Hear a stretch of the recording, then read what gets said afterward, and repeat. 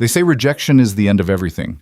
But what if I told you the most powerful woman in the entire werewolf empire only discovered her true self after being thrown away like garbage by the one man fate chose for her? This is the story of Lysera Vane, the mate who was supposed to be worthless, the woman who survived what should have killed her, and the force that brought an entire kingdom to its knees.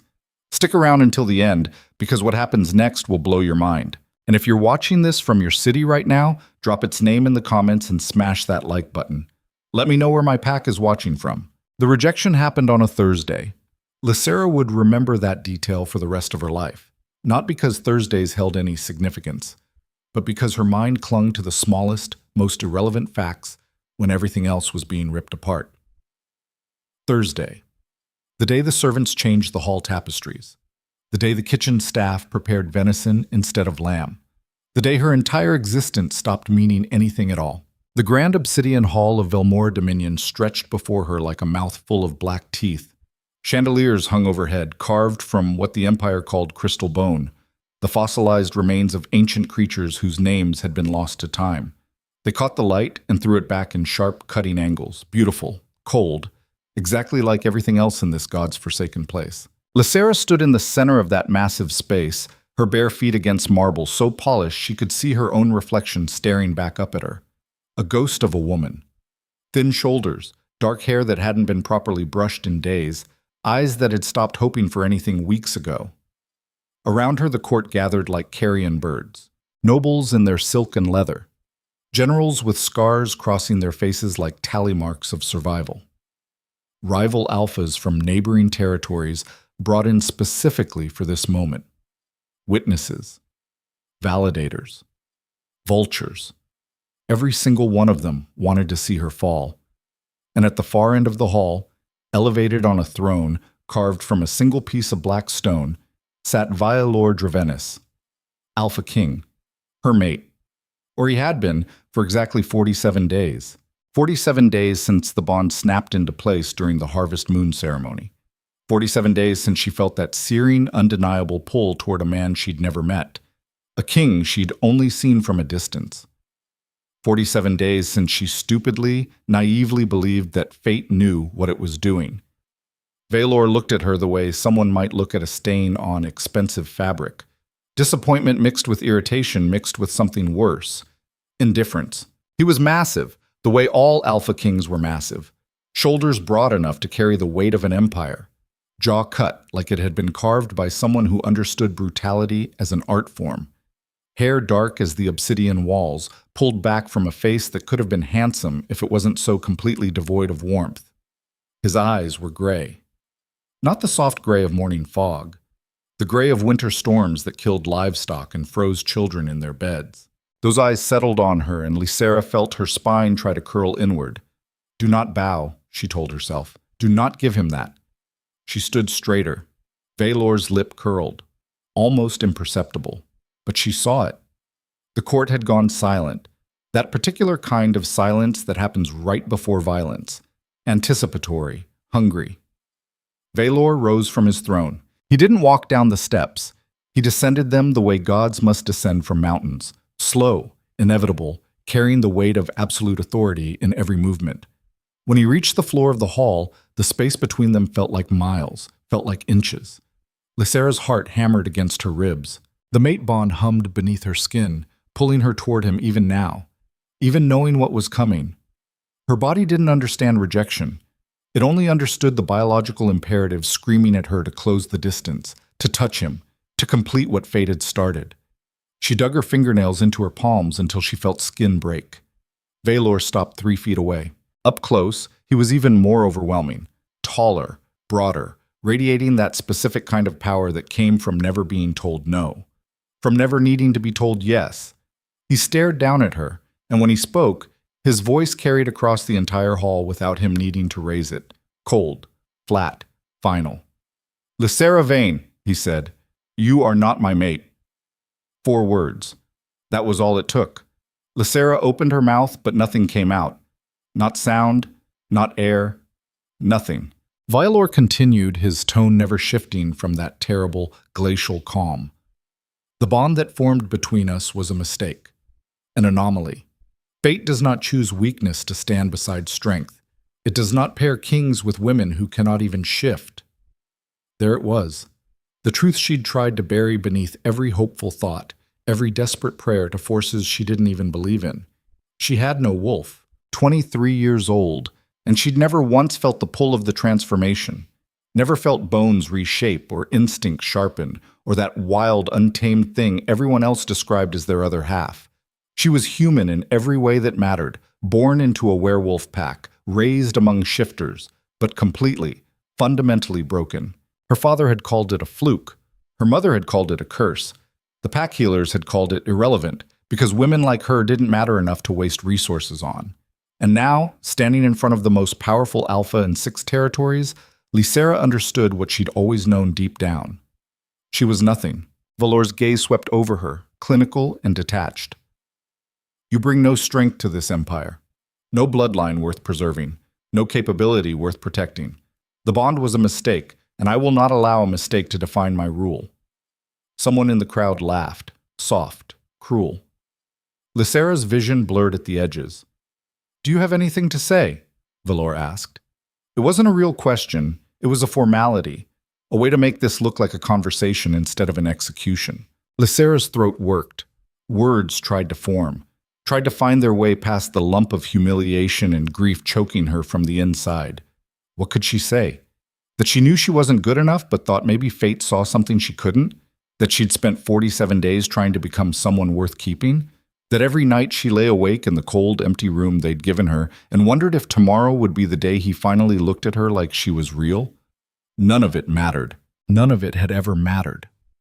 No, she whispered. Veor nodded once. Then I, Veor Dravenis, Alpha King of Velmora Dominion, sever the bond between myself and Lysera Vane. I reject her as mate, as partner, and as any form of recognized connection to this throne. The words hit her like physical blows, and then the bond itself, that fragile, shimmering thread she'd felt humming beneath her consciousness for 47 days, snapped. Not gently, not gradually. It shattered. Lysera's knees gave out.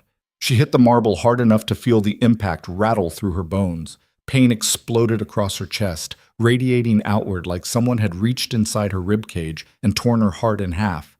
She couldn't breathe, couldn't see, couldn't do anything except feel the absence where something vital used to be. The bond wasn't just broken. It was gone, erased, like it had never existed at all. Somewhere far away, she heard voices, murmurs, the shuffling of feet. But it all sounded underwater, distorted, irrelevant. Hands grabbed her arms, rough, impatient. Guards. They hauled her upright, and Lysera's head lolled forward. Her legs wouldn't support her weight. Everything inside her felt hollow, scraped clean. Veor had already turned away. He was walking back toward his throne, his posture perfect, his expression unchanged. Like nothing significant had just happened, like he hadn't just destroyed someone in front of an audience. One of the guards leaned close to her ear. His breath smelled like old meat and cheaper wine. You got 2 hours to get out of the citadel, he muttered. After that, you're trespassing, and trespassers get dealt with permanent. 2 hours. Lysera's mind tried to process that, tried to understand what it meant. Where was she supposed to go? She had no family, no allies, no pack that would take her back after being rejected by a king. She had nothing. Move, the guard growled, shoving her toward the side exit. Lysera stumbled, caught herself, stumbled again. Behind her, the court had already moved on. She could hear them talking, laughing, the sounds of goblets clinking and conversations resuming as if she'd never been there at all. Erasure. That's what this was. Not just rejection, complete and total erasure of her existence from a world that had never wanted her in the first place. Because the wastelands beyond Velmor's borders weren't called wastelands because nothing grew there. They were called wastelands because nothing survived there. Lysera learned that difference real fast. She'd left the citadel with exactly what she'd been wearing during the rejection, a thin dress that barely kept the cold out, and a pair of worn boots she'd found abandoned in the servants' quarters. No food, no water, no coin.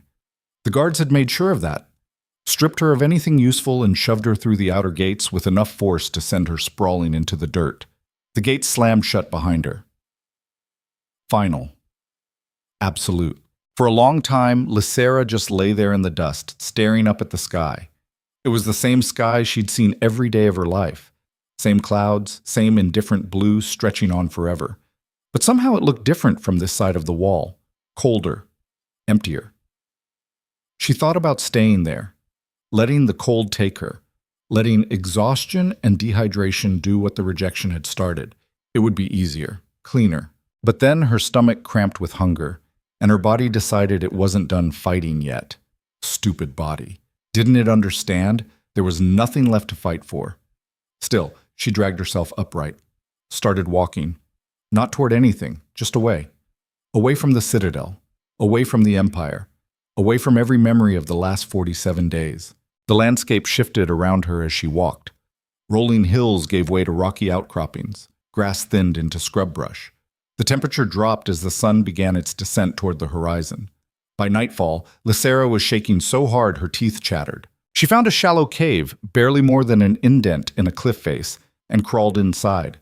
The stone was freezing against her skin, but at least it blocked some of the wind. She curled into herself, trying to preserve what little body heat she had left. Sleep didn't come. Instead, she lay there in the dark, feeling the vast emptiness where the bond used to be. It was worse than pain.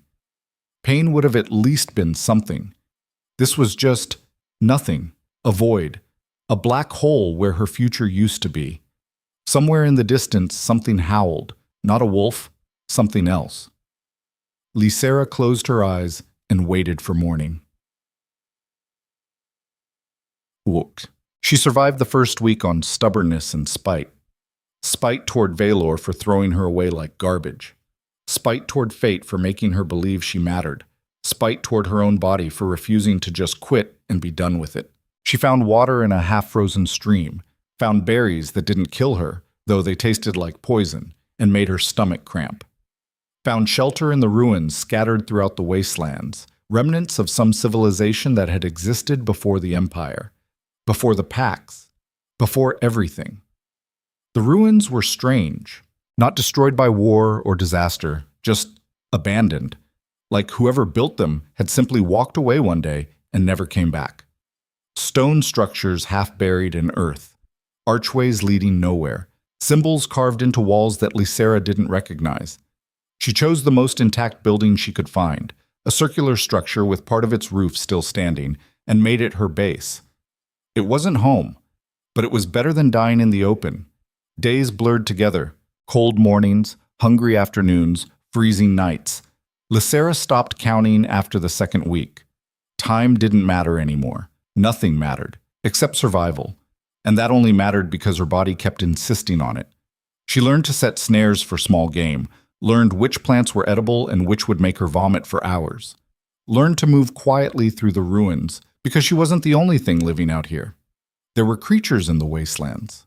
Things that didn't exist inside the Empire's borders. Shadow-touched wolves with eyes that glowed red. Scavengers with too many teeth. Once, she saw something massive moving through the ruins at twilight.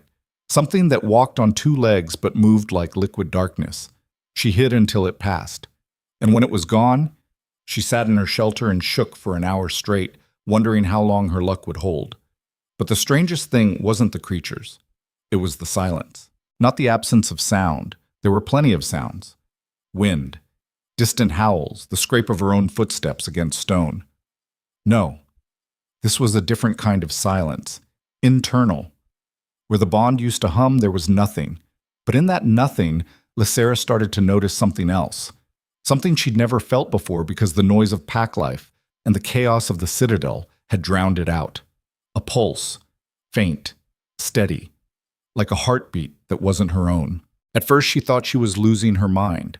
Hunger and isolation playing tricks. But the pulse persisted, grew stronger. Until one night, lying in her shelter with her hand pressed against the stone floor, Lysera felt it clearly. The ruins were alive. Not physically, not in any way she could explain. But there was something here. Something old. Something waiting. She sat up, staring into the darkness. "What are you?" she whispered. The pulse didn't answer, but it didn't stop either. Dakars. The children found her on the 33rd day. Lysera was checking her snares near the eastern edge of the ruins when she heard it, a sound that didn't belong. Quiet sobbing, the kind that came from someone trying desperately not to be heard. She froze. Every instinct screamed at her to run, to hide, because nothing good happened to women alone in the wastelands. But the sobbing continued, and underneath it, Lysera heard something else. Fear, raw, primal, the kind of fear she knew intimately. Against her better judgment, she followed the sound. She found them huddled behind a collapsed wall. 3 children, none of them older than 8, dirty, thin, shaking. The oldest, a girl with matted blonde hair, saw Lysera first.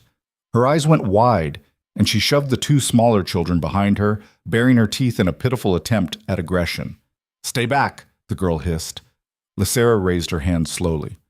"I'm not going to hurt you. Everyone hurts us." The words came out flat, matter of fact, like it was a universal truth this child had learned too young. Lysera's chest tightened. She knew that truth. "Not me," she said quietly. "I don't hurt kids." The girl's eyes narrowed, suspicious. But Lysera could see the exhaustion underneath the bravado, could see the way the girl swayed on her feet, barely holding herself upright. "When did you eat last?" Lysera asked. No answer. "I have food. Not much, but enough to share." Still nothing. Lysera lowered herself to the ground slowly, making herself smaller, less threatening. She reached into the pouch at her waist and pulled out a strip of dried meat, one of her last pieces. She set it on the ground between them and backed away. "Take it," she said. "I'm going back to my shelter. It's the round building with the blue markings. If you want more food, if you need somewhere warm to sleep, you can follow me. Your choice." She stood and walked away without looking back. Her heart hammered the entire walk back to her shelter. This was stupid, reckless. She barely had enough resources to keep herself alive. Taking on 3 kids was suicide. But she kept walking, and an hour later, when she heard quiet footsteps outside her shelter, she didn't send them away. The children stayed. Check. Their names were Kira, Tam, and Joss. Kira was the oldest, 7, though she looked younger. The leader, the protector. She'd been abandoned by her pack when her parents died and no one wanted another mouth to feed. Tam was 6, a boy with a twisted foot and big, solemn eyes, cast out because he'd never be a strong fighter, because damaged children were liabilities. Joss was the youngest. 5. Maybe. She didn't talk, didn't shift, just stared at the world with the kind of hollow expression that came from seeing too much, too soon. Lysera didn't ask what happened to her. She didn't need to. She knew exactly what happened to children the packs deemed worthless. Taking care of them changed everything. Suddenly, survival wasn't just about stubbornness. It was about making sure these kids had enough to eat, had shelter, had something resembling safety in a world that had thrown them away. Lysera's snares expanded.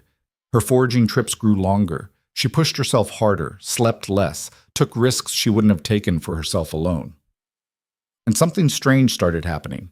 The pulse she'd felt in the ruins, that steady, ancient heartbeat, grew stronger, clearer, like it was responding to something, to her. One night, Tam cut his hand on a sharp piece of stone, deep, bleeding badly. Lysera grabbed his wrist, trying to stop the flow of blood, and felt that pulse surge through her, bright, warm, undeniable. Light erupted from her palm, not metaphorical light, actual physical light, soft and golden and completely impossible. Tam screamed. Lysera jerked back, horrified, but the light had already done its work. The cut was gone. Not healed, gone, like it had never existed. Tam stared at his hand, then at Lysera, his eyes wide as moons. "What did you do?" Kira whispered from the doorway. Lysera looked down at her own hands. They looked normal, felt normal, but she could still feel that pulse humming beneath her skin. Stronger now, more present. "I don't know," she said. But that was a lie. She did know. Something was waking up inside her. Something that had been buried so deep she'd never even known it existed. Something the Empire had never prepared for. Word spread faster than Lysera expected. More children came, one by one, then in pairs, then in groups, abandoned by packs who deemed them too weak, too damaged, too expensive to keep. They arrived half-starved and traumatized, guided by something they couldn't name. Some kind of instinct, some kind of pull. Lysera took them all. She couldn't explain it, couldn't justify it. She just knew that when she looked at these discarded children, she saw herself reflected back, saw what she'd been, what she could have become if she'd been born into a pack that didn't value her father's position enough to keep her around. The ruins became a sanctuary. Lysera organized the children, taught them to forage, taught them to set snares, taught them that survival wasn't shameful. It was strength, and the power inside her continued to grow. It wasn't just healing anymore. Plants responded to her touch, growing faster and healthier in the thin soil around the ruins. Animals that should have fled from human presence instead approached her calmly, unafraid. Once, when a pack of shadow-touch wolves surrounded them during a foraging trip, Lysera stepped forward with her hands raised, and the creatures simply stopped, stared at her, then turned and left. Kira had grabbed her arm afterward, shaking. "What are you?" Lysera didn't have an answer. She still didn't have a wolf. Still couldn't shift. But whatever was inside her now was bigger than that. Older, deeper. The children started calling her the Ghost Queen. Lysera hated the name, but she understood why they used it. She'd come back from death, from erasure, and in doing so she'd become something else entirely, something the Empire had no name for. The first real test came on a frozen morning 3 months after her exile. Lysera was returning from a hunting trip when she saw the smoke, black, thick, rising from the direction of the ruins. Her heart stopped. She ran. By the time she reached the main structure, the scene was chaos. Children screaming, structures burning, and in the center of it all, a raiding party. 6 wolves, all of them bearing the marks of the Iron Fang pack. Border scavengers, opportunists who preyed on anything weak enough to take. They'd found the children, and they were loading them into cages. Rage hit Lysera like a physical force, not the hot, explosive kind, the cold, calculating kind, the kind that burned away everything except purpose. She stepped into the clearing. "Let them go." Her voice cut through the chaos like a blade. The raiders turned. The Alpha, a scarred brute with half his ear missing, grinned when he saw her. "Well, well," he drawled. "The Ghost Queen herself. Heard the rumors, didn't believe them. Let them go." The Alpha laughed. "These kids are worth good coin to the right buyers. You want them back, you're gonna have to—" Lysera raised her hand. The light that erupted wasn't gentle this time. It was a storm, golden and blinding and absolutely devastating. It swept through the clearing like a living thing, not burning, but erasing. The cages shattered. The raiders screamed, and when the light faded, the Alpha was on his knees, his eyes wide with terror. Lysera walked toward him slowly. "You made a mistake," she said quietly. "These children are mine. This place is mine. And if you ever come back here, if you ever touch what belongs to me again, I won't stop the light." The Alpha scrambled backward. "What the hell are you?" Lysera didn't answer. She just stared at him until he broke, until he shifted and ran, his pack following in a panicked scatter. When they were gone, Lysera turned to the children. They were staring at her with a mixture of awe and fear. She knelt down, making herself their level. "You're safe," she said. "I promise. You're safe." Kira stepped forward first, then Tam, then Joss. One by one, the children surrounded her, and Lysera wrapped her arms around as many as she could hold. Safe. She'd keep them safe, no matter what it cost. But safety was an illusion, and the Empire was watching. Miles away in the obsidian hall of Velmore Dominion, a messenger knelt before the throne. "My king," he said, his voice shaking. "There's been an incident at the border. A raiding party from Iron Fang was neutralized." Veor leaned forward slightly. "Neutralized how?" The messenger swallowed. "They say it was light, Your Majesty, golden light, and a woman. They're calling her—" "I know what they're calling her." And Veor's voice was calm, but his hands gripped the arms of his throne hard enough to make the stone creak. Lysera, alive, changed. And suddenly, The king who'd discarded her felt something unfamiliar clawing its way up from the depths of his carefully controlled mind. Not regret, not yet, but the first whisper of it. The messenger cleared his throat. "What are your orders, my king?" Veor stared at the far wall, his jaw tight. "Send scouts," he said finally. "I want to know everything. Where she is, what she's doing, and what exactly she's become." The messenger bowed and left. Alone in the hall, Veor sat motionless. And for the first time in his life, Alpha King Veor Dravenese wondered if he'd made a mistake that couldn't be corrected. The scouts returned to Velmora 3 weeks later with reports that made no sense. Veor sat in his private chamber, not the grand hall, because some conversations didn't need an audience. The head scout, a lean woman named Reeve, with silver streaking through her dark hair, stood before his desk with her hands clasped behind her back. Military posture. But her eyes held something Veor had rarely seen in his soldiers. Uncertainty. He didn't like it. Reeve had been tracking targets through hostile territory for 15 years. She didn't do uncertainty. "So what are you about to tell me that's got you rattled?" Veor thought. But he kept his expression neutral and said, "Report." Reeve cleared her throat. "The ruins in the eastern wastelands are occupied, as rumored. Approximately 30 individuals, mostly children. Ages range from 4 to maybe 12. Veor's jaw tightened. Children. Discarded ones, most likely. The weak, the broken. Exactly the kind of dead weight the packs couldn't afford to carry. Exactly the kind of thing Lysera would collect. "And the woman?" he asked.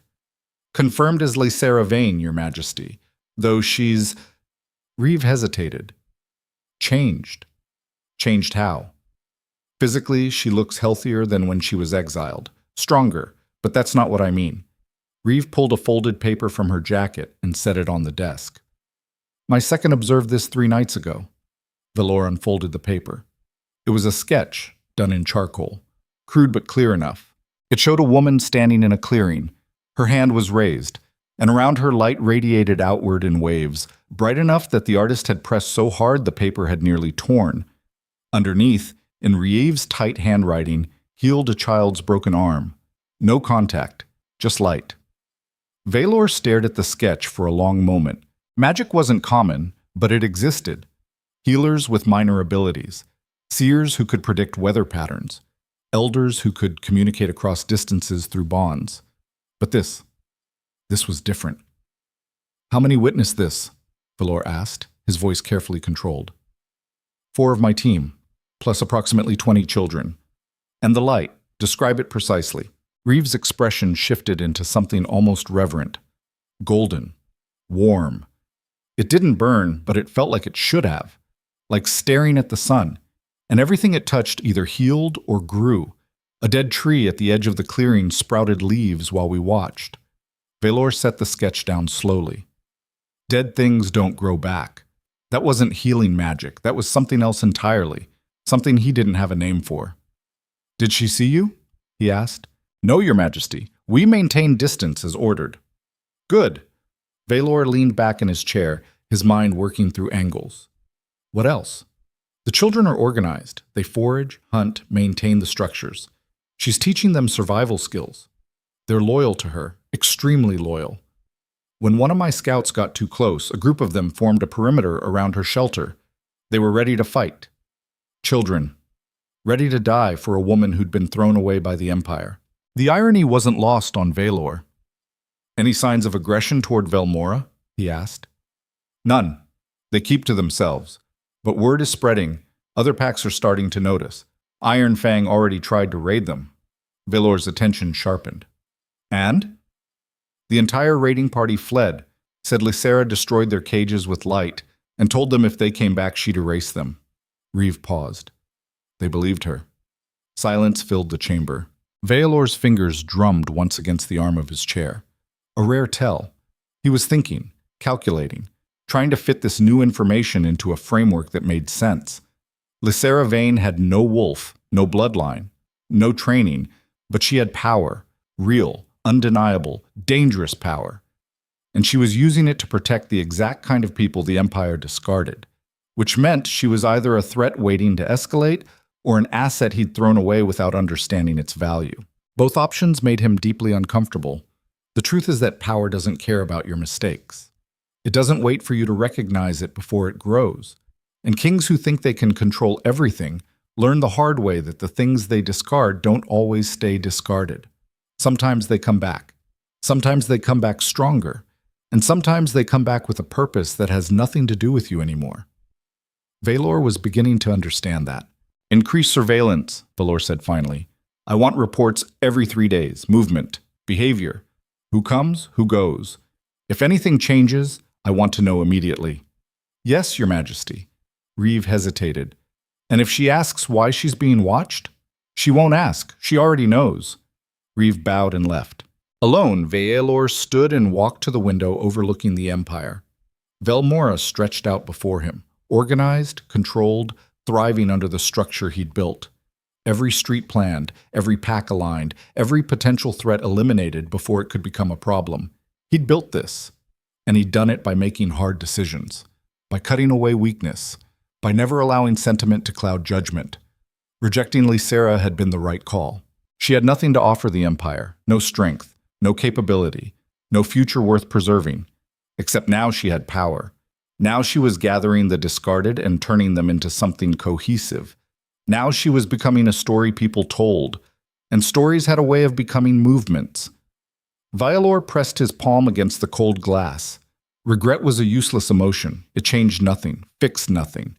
He didn't regret rejecting her, but he was starting to regret not killing her when he had the chance. The thing about dominance is that it's only absolute until it's not. Until something exists that doesn't bow, doesn't break, doesn't acknowledge your authority at all.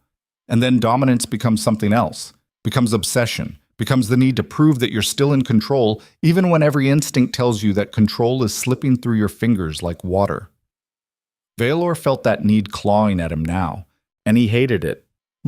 In the ruins, Lysera woke to the sound of Joss screaming, not the startled kind of scream, the terror kind. Lysera was on her feet and moving before her mind fully caught up. She crossed the main shelter in 4 strides and found Joss curled in the corner, her small body shaking violently, eyes wide and unseeing. Nightmare. Lysera knew them well. She knelt slowly, keeping her movements calm. Joss, hey, you're safe, it's just me. Joss didn't respond. Her breathing came in sharp, panicked gasps. Lysera reached out carefully and placed her hand on Joss's shoulder. The pulse inside her responded immediately, that warm, steady heartbeat that had become as familiar as her own. Light flickered across her palm, soft and golden, and Joss's breathing began to slow. Not because of magic, because of presence, because someone was there, and that someone wasn't going to hurt her. That's it, Lysera murmured. Breathe. In and out. You're okay. Gradually, Joss's eyes focused. She looked at Lysera, and something crumpled in her expression. She launched herself forward, wrapping thin arms around Lysera's neck and burying her face against her shoulder. Lysera held her, rocked slightly, whispered things that didn't mean anything except, "You're not alone." After a while, Joss's grip loosened. She pulled back, scrubbing at her eyes with dirty fists. "Bad dream?" Lysera asked gently. Joss nodded. "Want to talk about it?" A head shake. "Okay, that's okay." Lysera brushed hair back from Joss's face. "You want to sleep in my room tonight?" Another nod. Lysera stood, lifting Joss easily. The girl was too light, they all were. But they were getting better, stronger.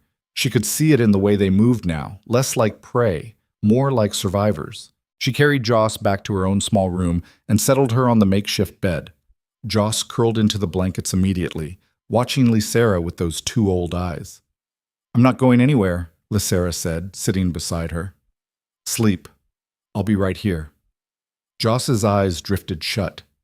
Lysera sat in the dark, listening to the sound of a child breathing, and felt that familiar ache in her chest. These kids had been thrown away, deemed worthless, left to die. Just like her. The Empire called it practical, called it necessary, called it survival of the fittest. Lysera called it what it was, cruelty wrapped in efficiency. And every time she looked at these children, every time she saw their scars and their fear and their desperate need to be wanted, she felt that cold rage burning deeper. The thing about being discarded is that it clarifies everything. strips away the illusions, the pretty lies people tell themselves about fairness and justice and how the world works. When you're worthless, you see the truth. You see that power protects power, that strength protects strength, and everything else is just noise designed to make the people on top feel better about stepping on the people below. The Empire hadn't just rejected her. It had rejected the idea that people like her, like them, deserved to exist. Well, they existed anyway, and they were done apologizing for it. The next morning, Kira found Lysera checking the perimeter. "We're being watched," Kira said without preamble. Lysera didn't look up from the snare she was inspecting. "I know. How long?" 3 weeks, maybe longer." Kira's expression darkened. "Velmora?" "Probably." "Are they going to attack?" Now Lysera did look up. Kira stood with her arms crossed, chin lifted, trying to look tough. But Lysera could see the fear underneath, the same fear she'd seen in the mirror for most of her life. "I don't know," Lysera said honestly, "but if they do, we'll handle it." "How? There's 30 of us. Most of them are little kids. If the Empire decides we're a problem, then they'll learn we're not easy to solve." Kira stared at her. "You really think we can fight them?" Lysera stood, brushing dirt from her hands. "I think we don't have a choice, so yeah, we fight. And we don't stop fighting until they understand that we're not going anywhere." She said it with more confidence than she felt. Truth was, Lysera had no idea what would happen if Velmora decided they were a threat. The power inside her was strong, but it wasn't infinite. She could protect the kids from raiders and scavengers. But an empire? That was different. Still, she kept her expression calm. Because Kira needed to see strength right now, needed to believe they had a chance, even if Lysera wasn't sure they did. "Go help Tam with the water run," Lysera said. "And Kira, don't borrow trouble. We deal with problems when they show up, not before." Kira nodded slowly and left. Alone, Lysera looked toward the distant horizon where Velmora's borders began. She could feel it sometimes. That pull. The ghost of the bond that had been severed. It wasn't the same as before, wasn't whole, but it was there. A faint thread connecting her to something she'd tried to forget. To him. Veor. She wondered if he felt it too. Wondered if he lay awake at night feeling that same phantom ache. Probably not. Kings didn't lose sleep over mistakes they'd corrected. But maybe that was the thing about bonds. They didn't care what you wanted. Didn't care about logic or reason or the careful structures you built to protect yourself. They just existed. Stubborn, persistent, refusing to die even when they should have been dead and buried. Lysera turned away from the horizon and went back to work. Geek. The summons came on a cold afternoon 2 weeks later. Not from Velmora. From the Shadow Ascendancy. Lysera didn't know what the Shadow Ascendancy was until the messenger arrived. She was teaching a group of kids how to identify edible roots when she felt it. A shift in the air. A pressure that made her skin prickle and her instincts scream danger. The children felt it too. They stopped digging and looked around confused. "Inside," Lysera said quietly. "Now." They obeyed without question. Lysera stood slowly, scanning the ruins. Nothing moved. But the pressure intensified, and then a figure stepped out from behind a collapsed archway. Not stepped. Materialized. Like they'd been part of the shadows and simply chose to become solid. The figure was tall, draped in black robes that seemed to absorb light rather than reflect it. Their face was hidden beneath a hood, but Lysera could feel eyes on her, cold, calculating. "Lysera Vane," the figure said. Their voice was neither male nor female, just hollow, empty. The light that calls the lost. Lysera's hand moved instinctively to the knife at her belt. "Who are you?" "A messenger. Nothing more." The figure tilted their head slightly. "My masters wish to speak with you." "Your masters can come here themselves if they want to talk." A sound that might have been a laugh echoed from beneath the hood. "Bold, but foolish. You do not summon the Ascendancy. You answer when they call." "I'm not answering anything until you tell me what you want." The figure was silent for a moment. Then they raised one hand and darkness pooled in their palm. Actual darkness, moving like liquid. "You are something rare, Lysera Vane. Something that appears once in 1,000 years. A conduit. A key. The darkness in their palm swirled faster. The Ascendancy has waited centuries for one like you to emerge. We will not waste this opportunity. Lysera's pulse kicked up. A key to what? Power. True power. Not the scraps the Empire peddles. Not the weak bonds between wolves. Real, absolute, world-breaking power. And what makes you think I want that? The figure lowered their hand, and the darkness dissipated. Because you were nothing, and now you are something. Because you understand what it means to be discarded and to rise anyway. Because you protect the weak, but deep down, you know protection is not enough. You want revenge. The word hit harder than Lysera expected. Revenge. Did she want that? She thought of Veor's cold eyes, his flat voice, the way he'd looked at her like she was an insect he'd found on his throne. Yeah, part of her wanted revenge, but a bigger part of her just wanted to survive. Wanted these kids to survive, wanted to build something that couldn't be taken away. I'm not interested, Lysera said. You will be. The figure began to fade back into shadow. The Empire is coming for you, Lysera Vane. They fear what they do not control, and when they arrive, you will have a choice, stand alone and fall, or join us and reshape everything. I've made my choice, for now. The figure was almost gone now, just a whisper of darkness. But choices change when the world burns. Then they were gone. Completely. Like they'd never been there at all. Lysera stood in the clearing, her heart pounding, her mind racing.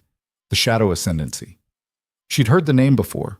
Rumors, legends, an organization so old and so secretive that most people thought they were myth.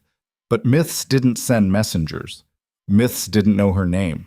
And myths definitely didn't talk about keys and world-breaking power like it was something real, something obtainable. Lysera turned and walked back toward the shelter where the children waited. Whatever the Ascendancy wanted, she wanted no part of it. But the messenger's words stuck in her mind. The Empire is coming for you. She'd known it was a possibility, but hearing it confirmed made it real. Veor wasn't going to leave her alone. And when they came, she'd have to decide how far she was willing to go to protect what she'd built. There's a moment in every conflict where you stop reacting and start choosing, where survival becomes strategy, where you look at the forces gathering against you and decide not just how to endure, but how to win. Lysera had spent her entire life reacting, taking what came, enduring what she couldn't change. But the messenger had given her something dangerous, information, and information meant she could prepare. Veor made the decision on the first day of winter. He'd spent weeks reviewing reports, watching the pattern emerge. Lysera wasn't expanding, wasn't recruiting, wasn't making moves against the Empire. She was just existing. And somehow, that was more dangerous than open aggression, because existing meant she was an alternative, an option, a place for the unwanted to go. And empires couldn't tolerate alternatives. Corvith stood before him, his general, a massive alpha with scars running down half his face and a reputation for getting things done without asking unnecessary questions. I want her brought in, Veor said. Corvith's expression didn't change. Alive? Preferably. But if she resists, do what's necessary. And the children? Veor hesitated. It was barely a second, barely noticeable, but it was there. Children complicated things. Killing children made even the most brutal alpha look like a monster. And Veor had worked hard to build his image as a fair, if harsh, ruler. But leaving them alive meant leaving a symbol, a story, a reason for people to hate him. Scatter them, he said finally. Send them back to their original packs. If the packs won't take them, put them in work camps. They're old enough to earn their keep. Corvith nodded once. When do we move? 3 days. I want this done quietly. No public spectacle. Just resolve the situation and bring her back. Understood. Corvith left to prepare. Alone in his chamber, Veor poured himself a drink and stared at the map of his empire spread across the desk. He wasn't doing this because he wanted to. He was doing this because he had to. Because power required hard choices. Because sentiment was a luxury he couldn't afford. But here's the thing about hard choices. They're only hard because part of you knows they're wrong. Because if they were truly right, truly necessary, you wouldn't hesitate. You wouldn't feel that twist in your gut. You wouldn't pour a drink at midday and stare at maps like they hold answers they don't have. Veor drained the glass and tried to ignore the hollow feeling in his chest that had been growing stronger ever since Lysera's name had crossed his desk again. The bond he'd severed should have been gone, should have left nothing behind except maybe a faint scar, a reminder. But instead, it hummed, quiet, persistent, like something that refused to die. He set the glass down harder than necessary. It didn't matter. The bond was broken. Lysera was a problem that needed solving, and in 3 days, this would all be over. He almost believed it. The Empire came at dawn. Lysera woke to the sound of wolves howling. Not wild ones, organized ones, military. She was out of bed and moving before the sound finished echoing. Outside, the ruins were surrounded, dozens of wolves, all of them massive, all of them bearing Velmora's crest burned into their shoulders. They circled the perimeter, keeping formation, cutting off every escape route. At the center of the formation, still in human form, stood Corvith. Lysera recognized him from descriptions. Hard not to. He was the kind of man who left an impression. Scars, size, the casual brutality in the way he held himself. The children were already gathering behind her, terrified. Lysera stepped forward, putting herself between them and the wolves. "You're trespassing," she called out. Corvith smiled. It wasn't friendly. "Actually, you're the one trespassing. These wastelands are unclaimed territory, which means they fall under Velmora's jurisdiction, which means everything here belongs to the Empire. We don't want trouble." "Good. Then this will be easy." He pulled a rolled parchment from his belt and held it up. "By order of Alpha King Veor Dravenis, you are to surrender yourself immediately. Resist, and you will be taken by force." Lysera's hands clenched into fists. "And the children? They'll be returned to their packs or placed in work programs. They'll be taken care of." Liar. Lysera knew exactly what work programs meant. She'd seen the camps, knew what happened to kids who ended up there. She took a breath, feeling the power inside her surge in response to her anger. "Calm," she told herself. "Stay calm." "I'm not going anywhere," she said, "and neither are they." Corvith sighed like this was an inconvenience. "I was afraid you'd say that." He raised his hand. The wolves advanced. Lysera lifted both hands and light erupted, not controlled, not measured, pure, blinding, devastating. It hit the first wave of wolves like a physical wall, sending them tumbling backward. The ones behind hesitated, snarling but uncertain. Corvith's eyes widened slightly. "Impressive, but I've dealt with magic before." He shifted, not into a normal wolf, into something bigger, something wrong. His fur was mottled gray and black, and his eyes glowed with unnatural red light. A corrupted alpha. Lysera's stomach dropped. She'd heard stories, alphas who traded their humanity for power, who let themselves be twisted by dark magic in exchange for strength that surpassed natural limits. The Empire didn't just send soldiers. They sent a monster. And that told her everything she needed to know about how seriously Veor took this. The corrupted alpha charged. Lysera threw up a barrier, but it shattered on impact. The force sent her stumbling backward. Behind her, the children screamed. She gathered the light again, shaped it into a spear, and hurled it at the creature's chest. It hit. But the corrupted alpha just snarled and kept coming. Lysera's mind raced. The light could heal, could protect, could destroy normal threats. But this thing wasn't normal. It was something designed specifically to counter magic, which meant Veor had planned for this, had anticipated her power and sent something that could overwhelm it. The corrupted alpha lunged, claws extended. Lysera dodged, barely, felt the wind of its passage, felt how close she'd come to having her throat ripped out. She couldn't win this fight. Not alone. Not like this.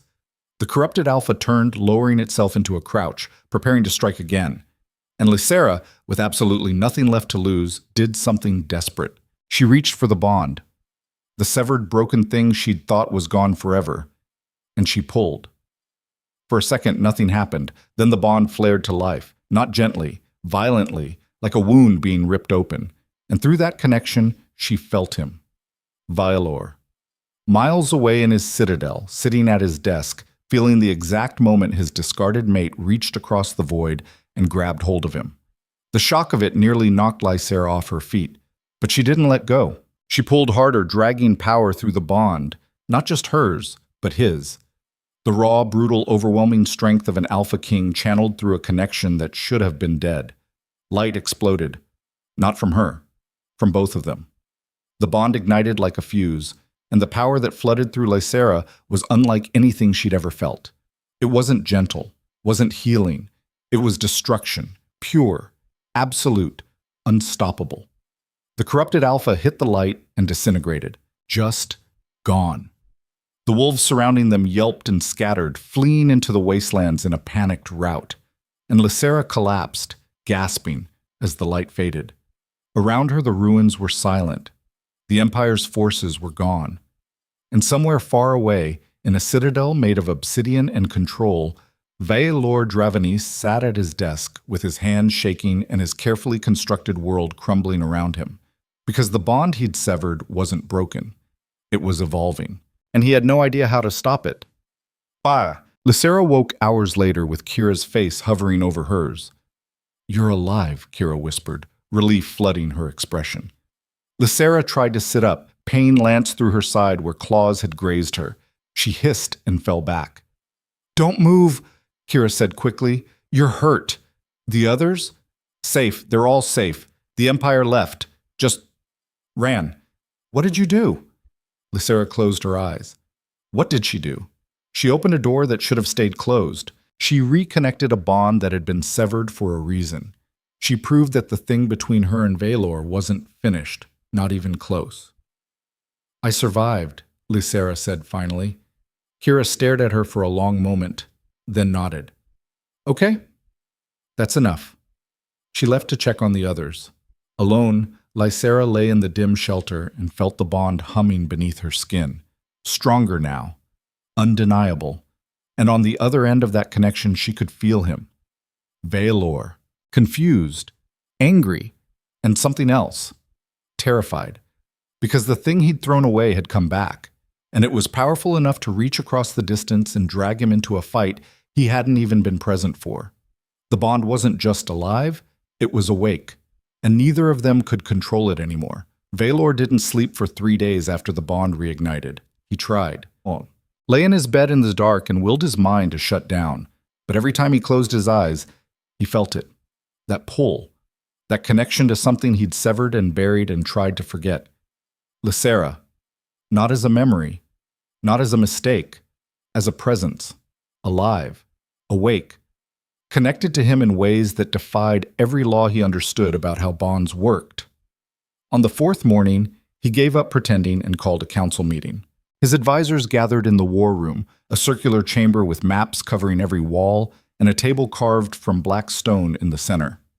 Generals, strategists, the heads of the 5 major pacts that formed the backbone of his empire. Corvith stood at the far end, his face still bruised from whatever the hell had happened in the wastelands. He hadn't said much about it, just that the mission failed and they'd lost 4 wolves to something he couldn't explain. Veor didn't need him to explain. He'd felt it.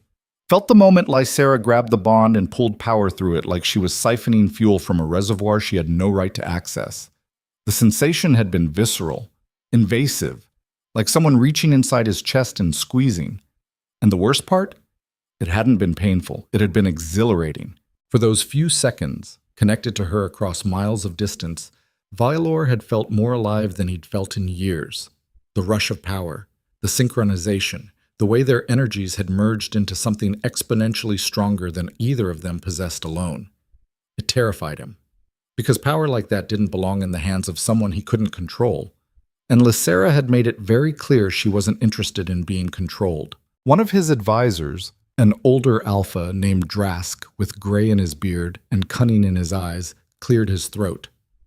"Your Majesty, if I may, the situation in the wastelands has become untenable.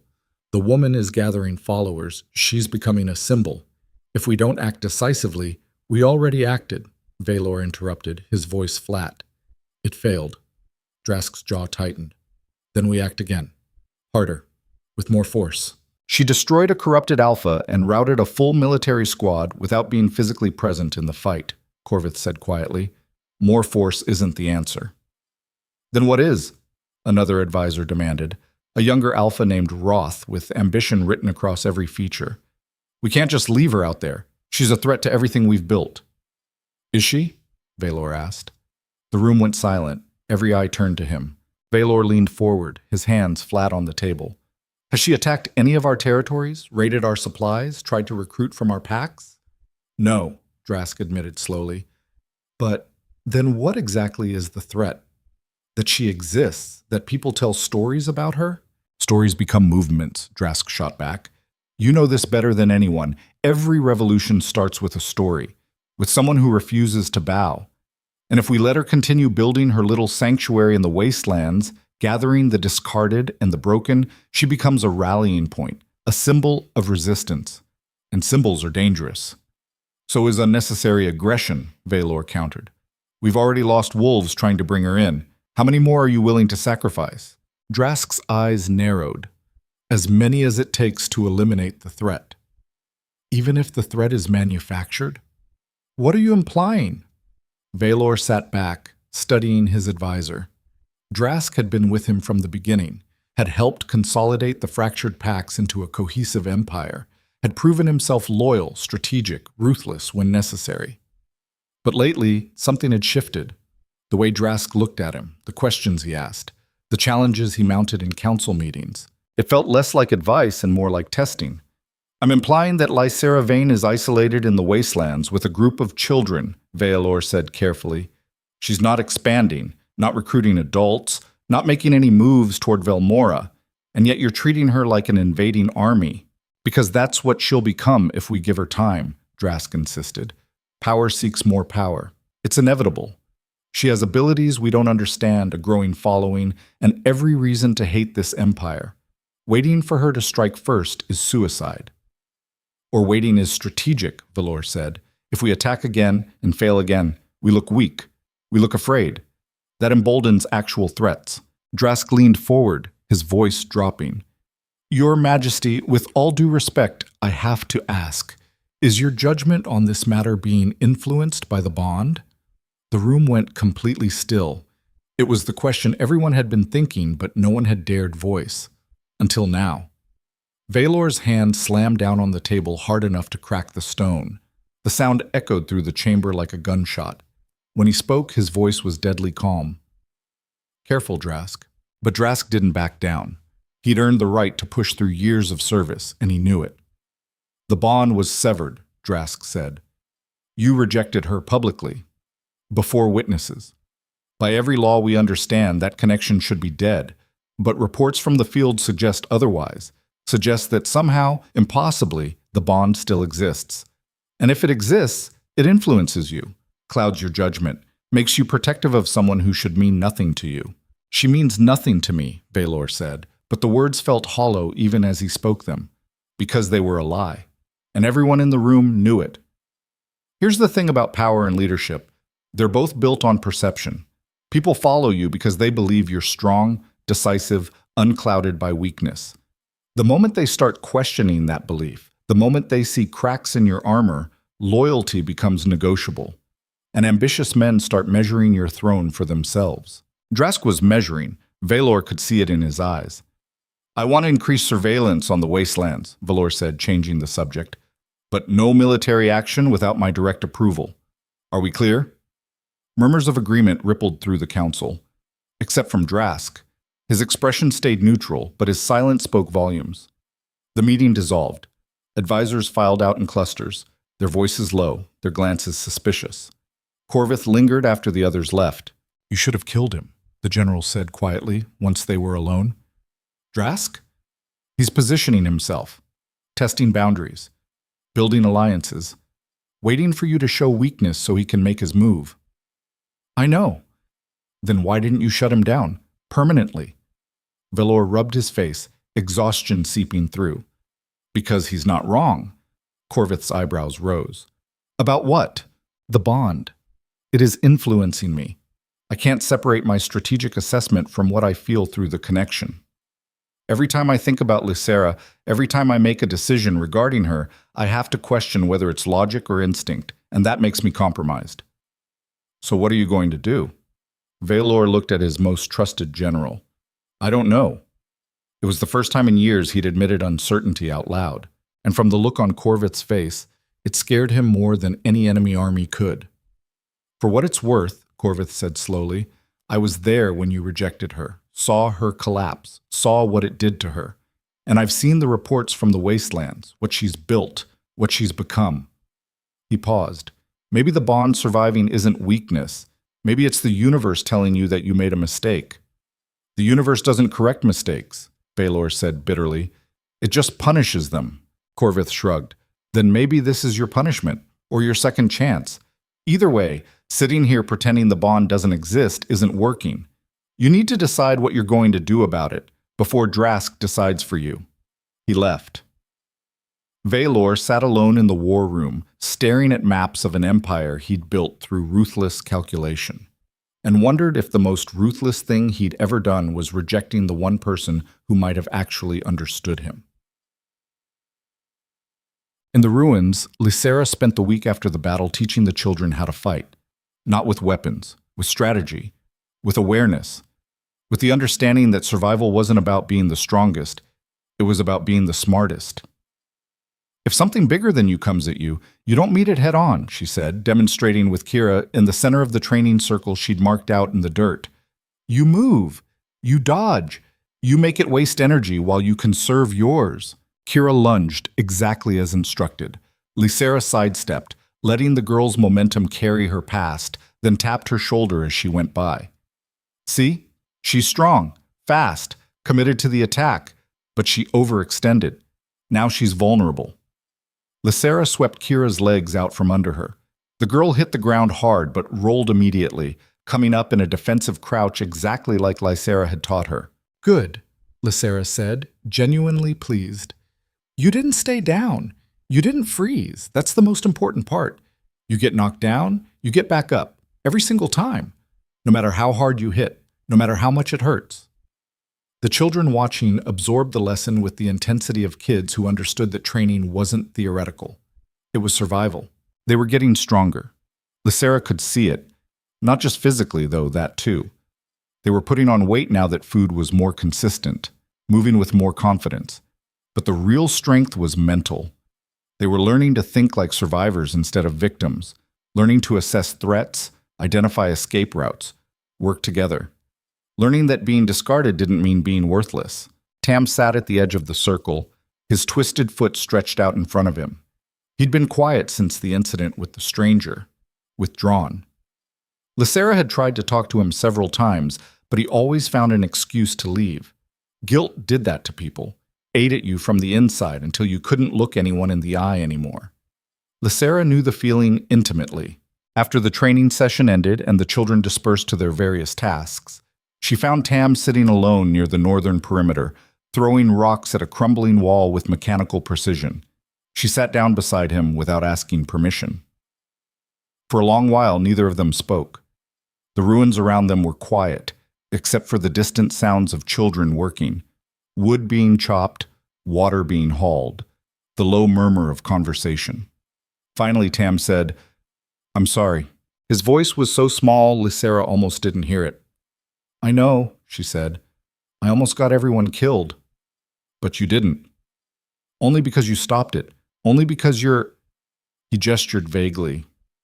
Whatever you are. Lysera picked up a rock and turned it over in her hands. You know what I was before I came here, before all this? Tam shook his head. Nothing. Worthless.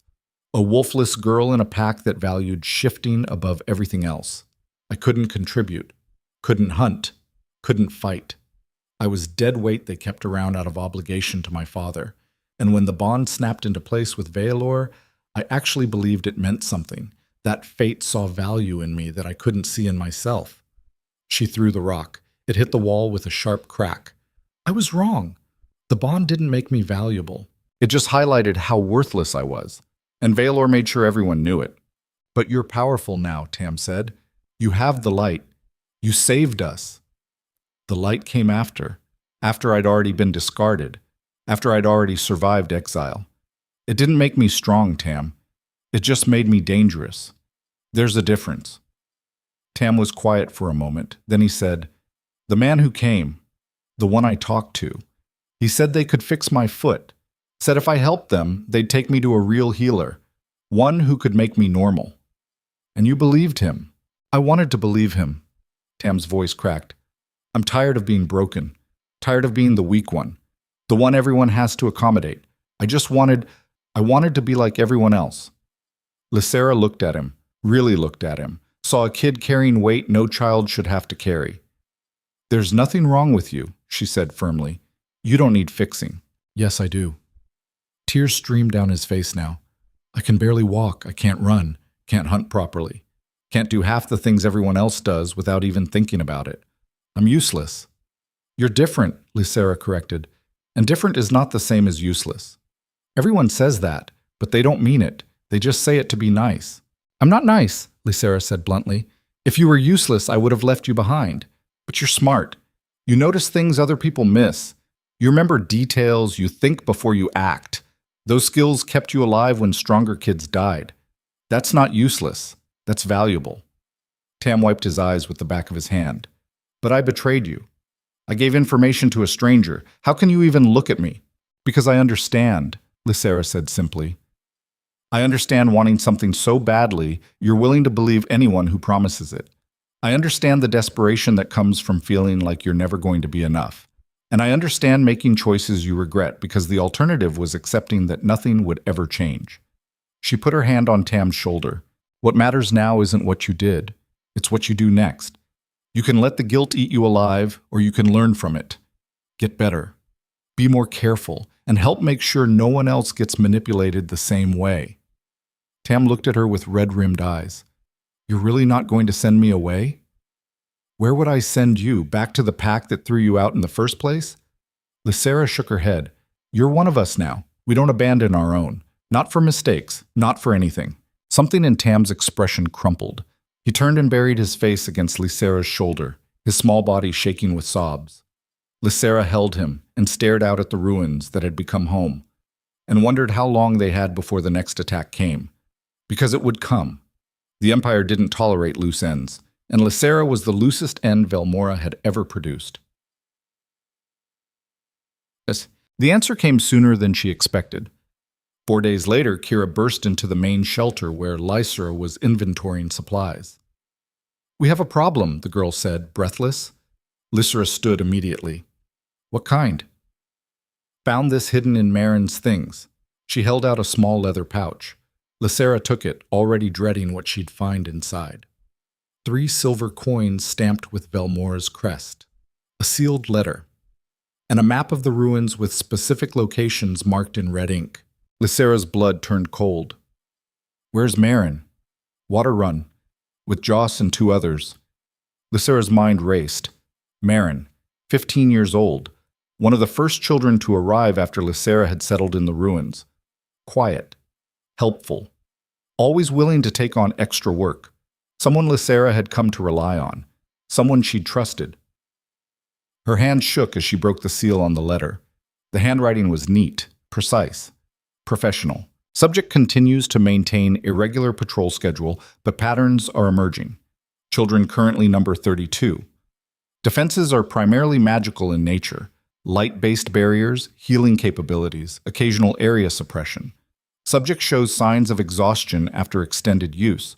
Optimal strike window, dawn, northern approach. While subject is conducting perimeter check, children will be minimally guarded. Payment will be delivered upon completion as agreed. Lysera read it 3 times. Each time the words cut deeper. Marin had been reporting their movements, their numbers, their weaknesses, their schedules, to someone planning an attack for 3 silver coins. Get everyone, Lysera said, her voice barely above a whisper. Main hall, now! Kira ran. Lysera stood alone in the storage room, staring at the evidence of betrayal, and felt something inside her crack. Not anger, not yet, just a deep, bone-deep exhaustion. She'd saved these children, fed them when she barely had enough for herself, protected them, given them purpose and safety, and the first home some of them had ever known. And one of them had sold her out. The thing about trust is that it's a currency you spend carefully. Every time you choose to believe someone, you're investing a piece of yourself. And when that trust gets broken, when someone you relied on proves they were just waiting for the right price, you don't just lose faith in them. You lose faith in your own judgment, because if you couldn't see this coming, what else are you missing? What other betrayals are festering in the dark, waiting for the perfect moment to strike? By the time Marin returned with the water carriers, everyone was assembled. 32 children ranging from 5 to 15, all of them watching Lysera with confused, worried expressions. They knew something was wrong, could feel it in the air. Marin walked in last, carrying 2 full water skins. She was laughing at something one of the younger kids had said. The laughter died when she saw the gathering. Lysera held up the leather pouch. Marin's face went pale. "Want to explain this?" Lysera asked quietly. Silence crashed down like a physical weight. Marin's eyes darted toward the exit. But Kira and 2 of the older boys had positioned themselves there, not threatening, just present. "I found it in your things," Lysera continued, her voice eerily calm, along with a very detailed report about our defenses, our schedules, our numbers, information someone could use to plan an attack. "I can explain," Marin started. "So explain." They promised," Marin's voice broke. "They said if I helped them, they'd give me a real home, a real family, not," she gestured around the ruins. "Not this." The words hung in the air like poison. Not this. Not the place that had taken her in when her own pack abandoned her for being too weak to contribute. Not the shelter Lysera had built from nothing. Not the family she'd created from discarded children no one else wanted. Not this. "You mean the place that fed you?" Lysera's voice stayed level, but ice ran underneath it. "The place that kept you safe? The place that treated you like you mattered?" "Safe?" Marin's voice rose, shrill and desperate. "You call this safe? We're living in ruins, Lysera, eating scraps, hiding from the Empire like criminals. This isn't a life. It's just slow dying. And I didn't sign up for this." "What did you sign up for?" "I thought you'd fix things. Thought you'd use your power to make the Empire take us back. Make them see we're worth keeping. But you're just hiding out here, pretending we can survive on our own. We can't. We're kids. We need real adults, real homes, real futures. And selling us out to whoever sent you that silver was going to get you that." Lysera took a step forward. "You think they're going to give you a home, Marin? You think they see you as anything except a tool?" "They said." "They lied." Lysera's voice hardened. "They promised you something they have zero intention of delivering, and even if they could give you a home, even if they could make you part of a real pack, it would only last until you stopped being useful. Then they'd discard you just like your original pack did. Because that's how these people work. They use. They extract. They throw away." Tears streamed down Marin's face. "I didn't think anyone would get hurt. They said they just wanted information, that they'd only take you, that the rest of us would be fine." "And you believed them because you wanted to," Lysera said, "because it was easier than accepting that this," she gestured around the ruins, "is the best option we have, that we're not going to be rescued, that we have to save ourselves." "I'm sorry," Marin whispered. "I'm so sorry. I didn't mean for... I just wanted..." "I know what you wanted," Lysera interrupted. "Same thing I wanted when Veor chose me. Validation. Belonging. Proof that we're not the broken, worthless things everyone says we are. But that proof doesn't come from them, Marin. It comes from us, from surviving anyway, from building something that works even when the entire world says it shouldn't." She turned to the assembled children.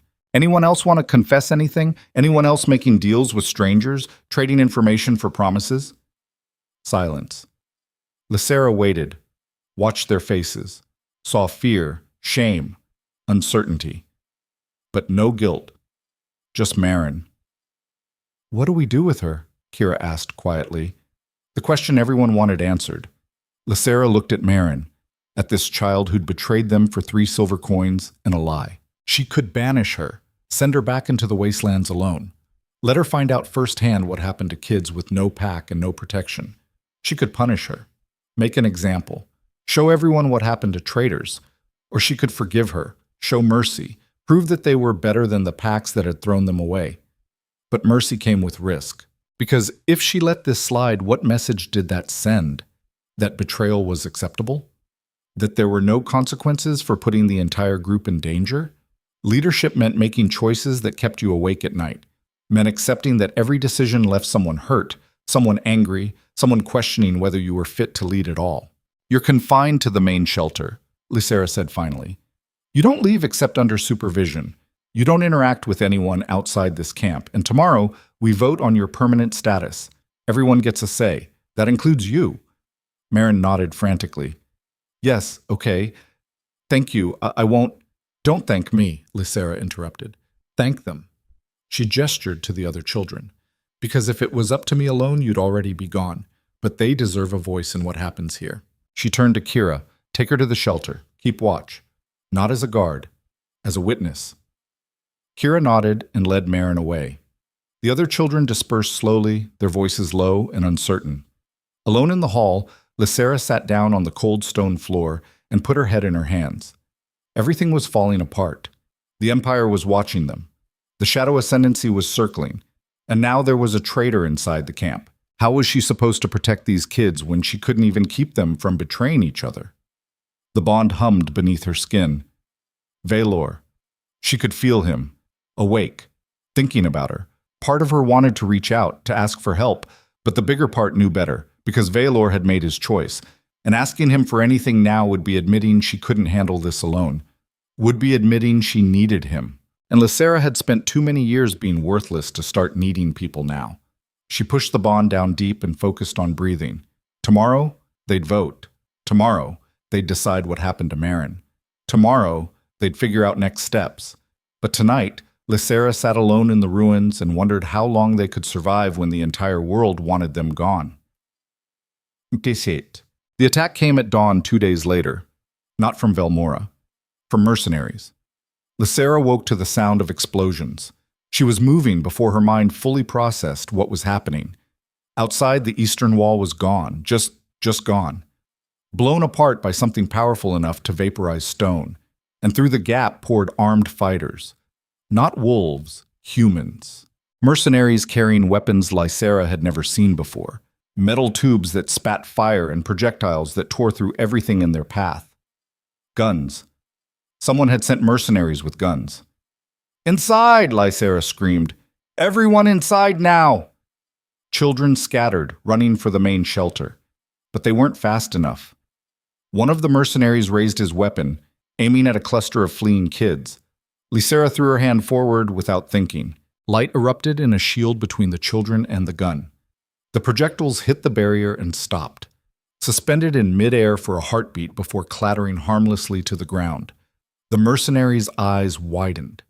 Lysera didn't give him time to recover. She pushed harder, sending the light forward in a concussive wave that knocked him off his feet. But there were more. So many more. They poured through multiple breaches now. The ruins were being systematically destroyed by coordinated explosions. This wasn't a raid. This was an extermination. Lysera fought like something possessed, light blazing from her hands, forming shields, striking attackers, trying to be everywhere at once. But she was one person, and they were an army. A mercenary tackled her from behind. Lysera hit the ground hard. Her head cracked against stone. Vision swam. She tried to summon the light, but her concentration was shattered. Rough hands grabbed her, bound her wrists behind her back with something that burned like acid against her skin. Shadow iron. She tried to pull power through the bond, tried to reach for Veor, but the shadow iron blocked everything. Got her! Someone shouted. Lysera's vision cleared enough to see children being herded into cages. Kira, Tam, Joss, so many others, all captured, all terrified, all looking at her to save them. And she couldn't. No, Lysera gasped. Please, take me. Let them go.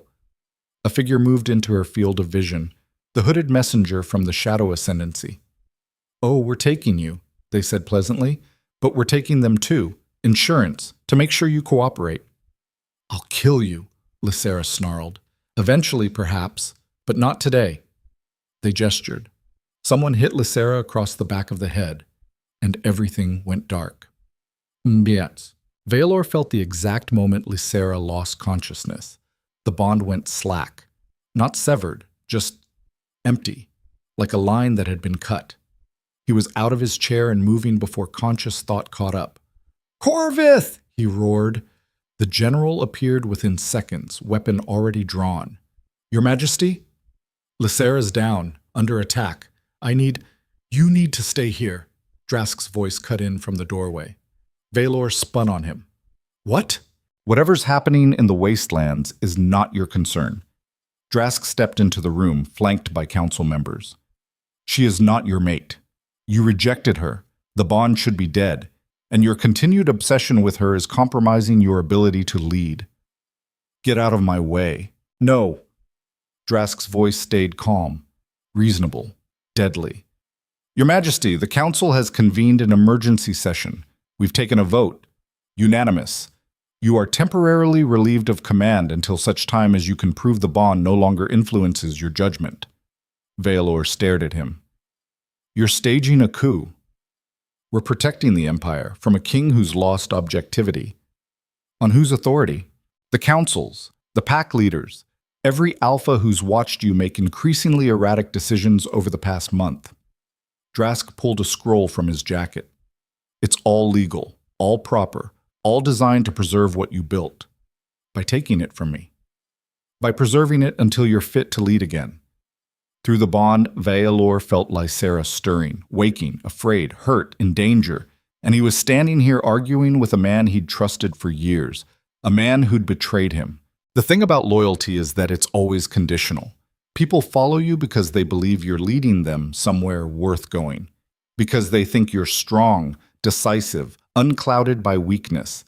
But the moment they see cracks, the moment they smell blood in the water, loyalty becomes something else, becomes opportunity, becomes the chance to take what they think they could do better. Drask thought he could do better. Maybe he could. But Veor didn't care anymore, because Lysera was in danger, and saving her mattered more than any throne. "Stand down," Veor said quietly. "Last chance." Drask smiled. "No." Guards moved forward. Veor shifted, not into his wolf, into something else entirely. The bond ignited and even weakened, even suppressed by shadow iron miles away. Lysera's power answered his call. Golden light erupted across his skin as he transformed. Silver fur shot through with veins of pure radiance, eyes glowing with combined power. A hybrid form that shouldn't exist. The guards froze. Drask's smile disappeared, and Veor lunged. He didn't kill them, just broke them, sent them flying with enough force to shatter bones but not end lives. Drask tried to run. Veor caught him by the throat, lifted him off the ground.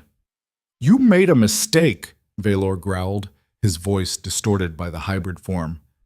"Thinking I'd choose the Empire over her." "You already did," Drask choked out. "You rejected her, remember? That was before I understood what I was throwing away."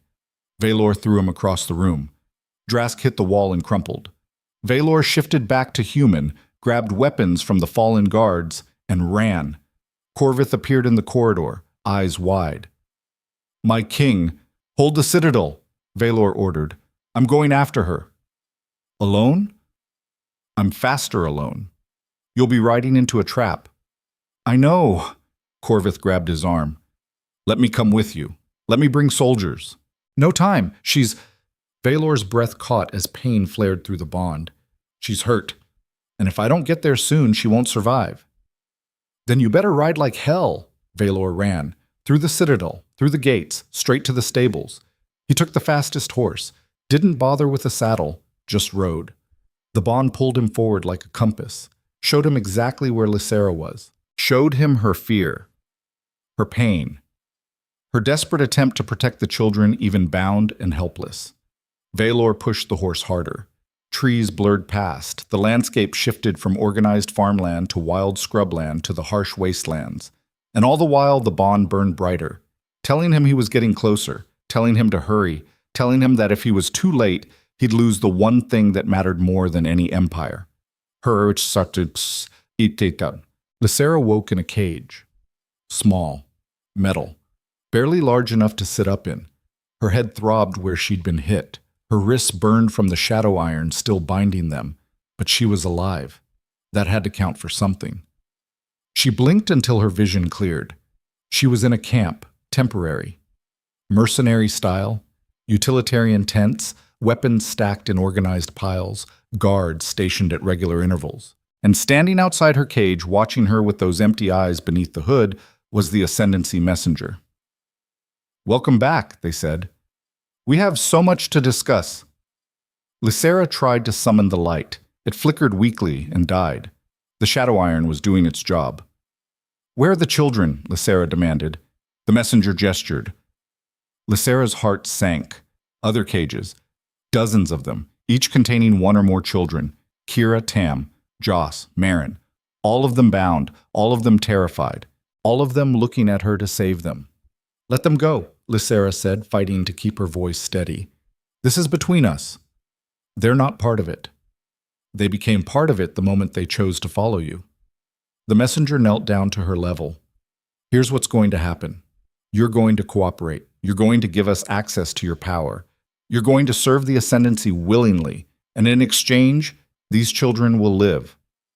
And if I refuse, then they die, one by one, and you'll watch every single death knowing you could have prevented it."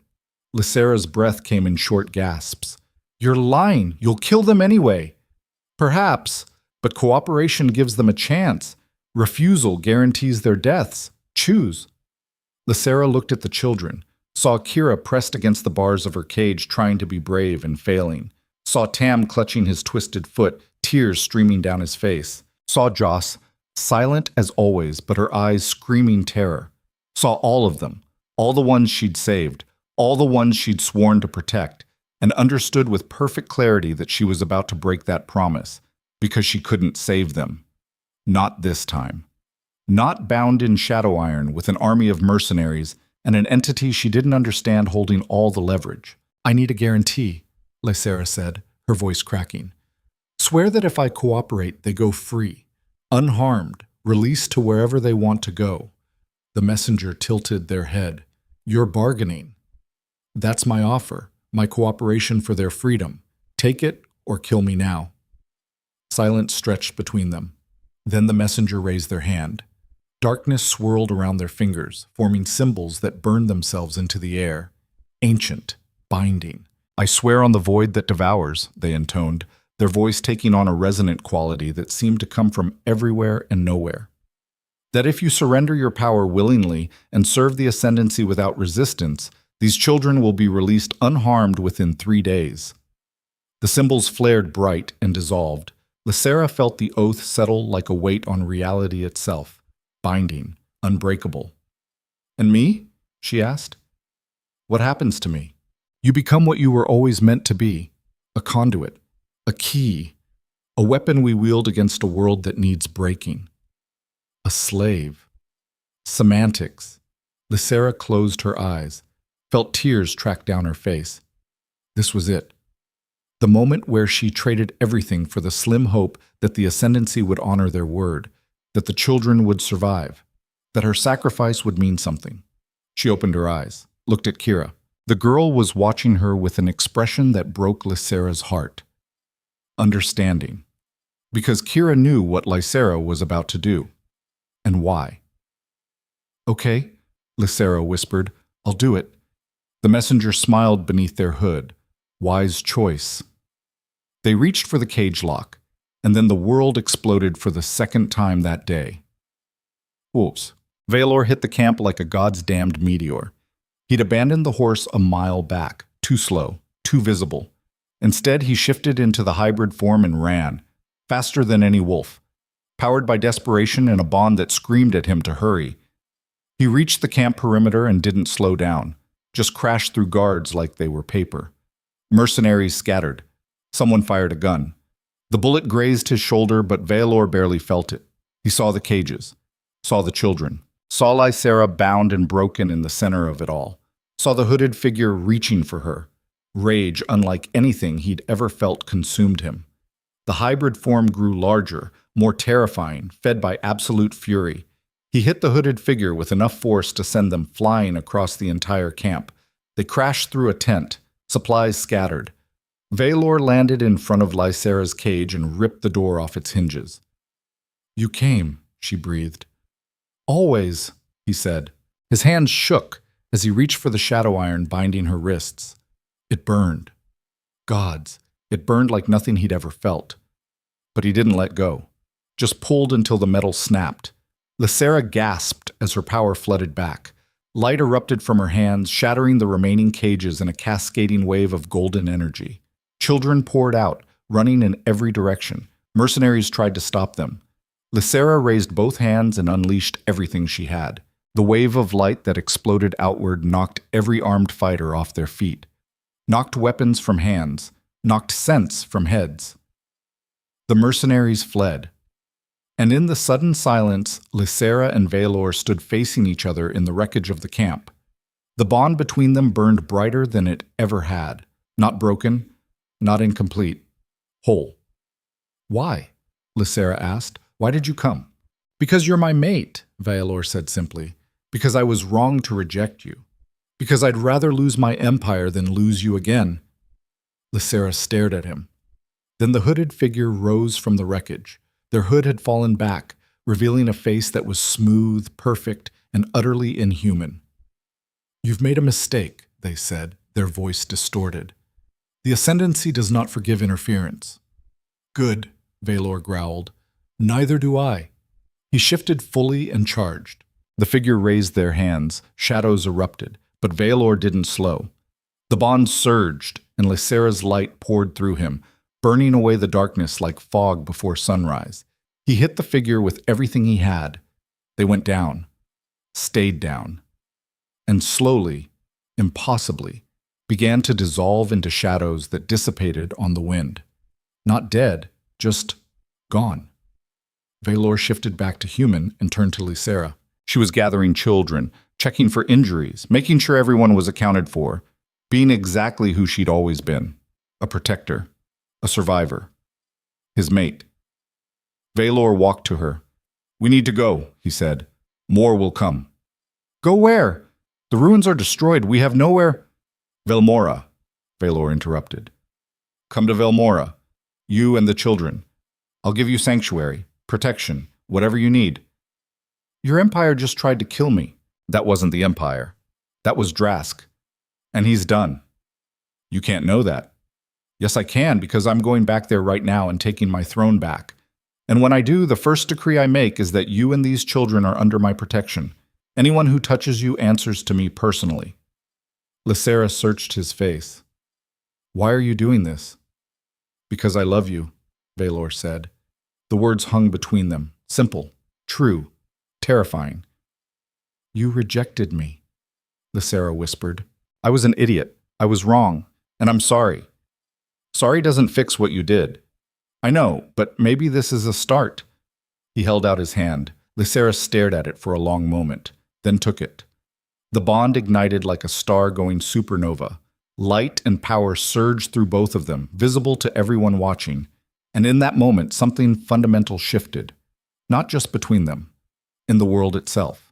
Because a rejected mate and a king choosing each other against every rule, every expectation, every carefully constructed system of power was an act of rebellion, and rebellions changed everything. They reached Velmora at sunset 3 days later. Word had spread ahead of them through Corvith's network. The king returns, with his mate, and an army of children. As they approached the citadel gates, Lysera saw the full scope of what Veor was walking into. Guards lined the walls, not threatening, just watching. And at the main entrance stood Drask, flanked by what remained of the council. His arm was in a sling, his face was bruised, but he was standing. Veor didn't slow down, just walked straight toward the gates with Lysera beside him and 32 children behind them. Drask's face twisted when he saw them. "You're too late. The council has voted. You've been removed." "Then I'll take it back," Veor said calmly. "You and what army?" Veor looked at Lysera. Together, they reached for the bond. Light exploded from both of them. Not attacking, just showing. Showing every wolf, every alpha, every skeptic watching that the bond between them wasn't some broken anomaly. It was real, powerful, undeniable. The light cascaded across the citadel walls like dawn breaking, and in that light the wolves began to lower their weapons, one by one. Because instinct recognized truth. A true bond. A mated pair. Alpha king and queen. Drask's face went pale.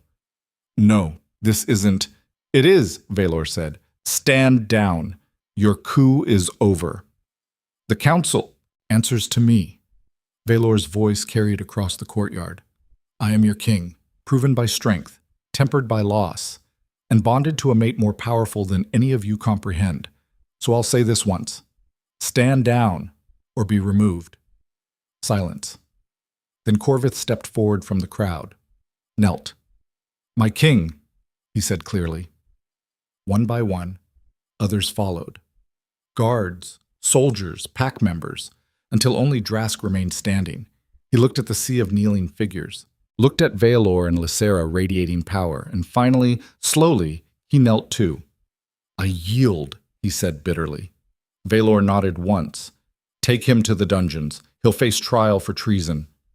Guards moved forward and led Drask away. The gates opened. Veor turned to Lysera. Welcome home. She looked at the citadel, at the empire that had destroyed her, and realized nothing would ever be the same. Not for her, not for Veor, not for anyone. Because she wasn't walking through those gates as a discarded mate. She was walking through as an equal, as someone the empire would have to acknowledge, as someone who'd survived everything they threw at her and refused to disappear. The children clustered around her, uncertain. Lysera knelt down. It's going to be okay. We're safe now. Promise? Kira whispered. Lysera looked at Veor. He met her gaze steadily. I swear it. On my life. On my throne. You're safe. And somehow, Lysera believed him. Not because trust came easily, but because the bond didn't lie. She stood, took Veor's hand, and together they walked through the gates into an empire that would never be the same, into a future neither had planned, into the unknown, but not alone, never alone again. The first week in Velmora was a war without bloodshed. Veor had reclaimed his throne.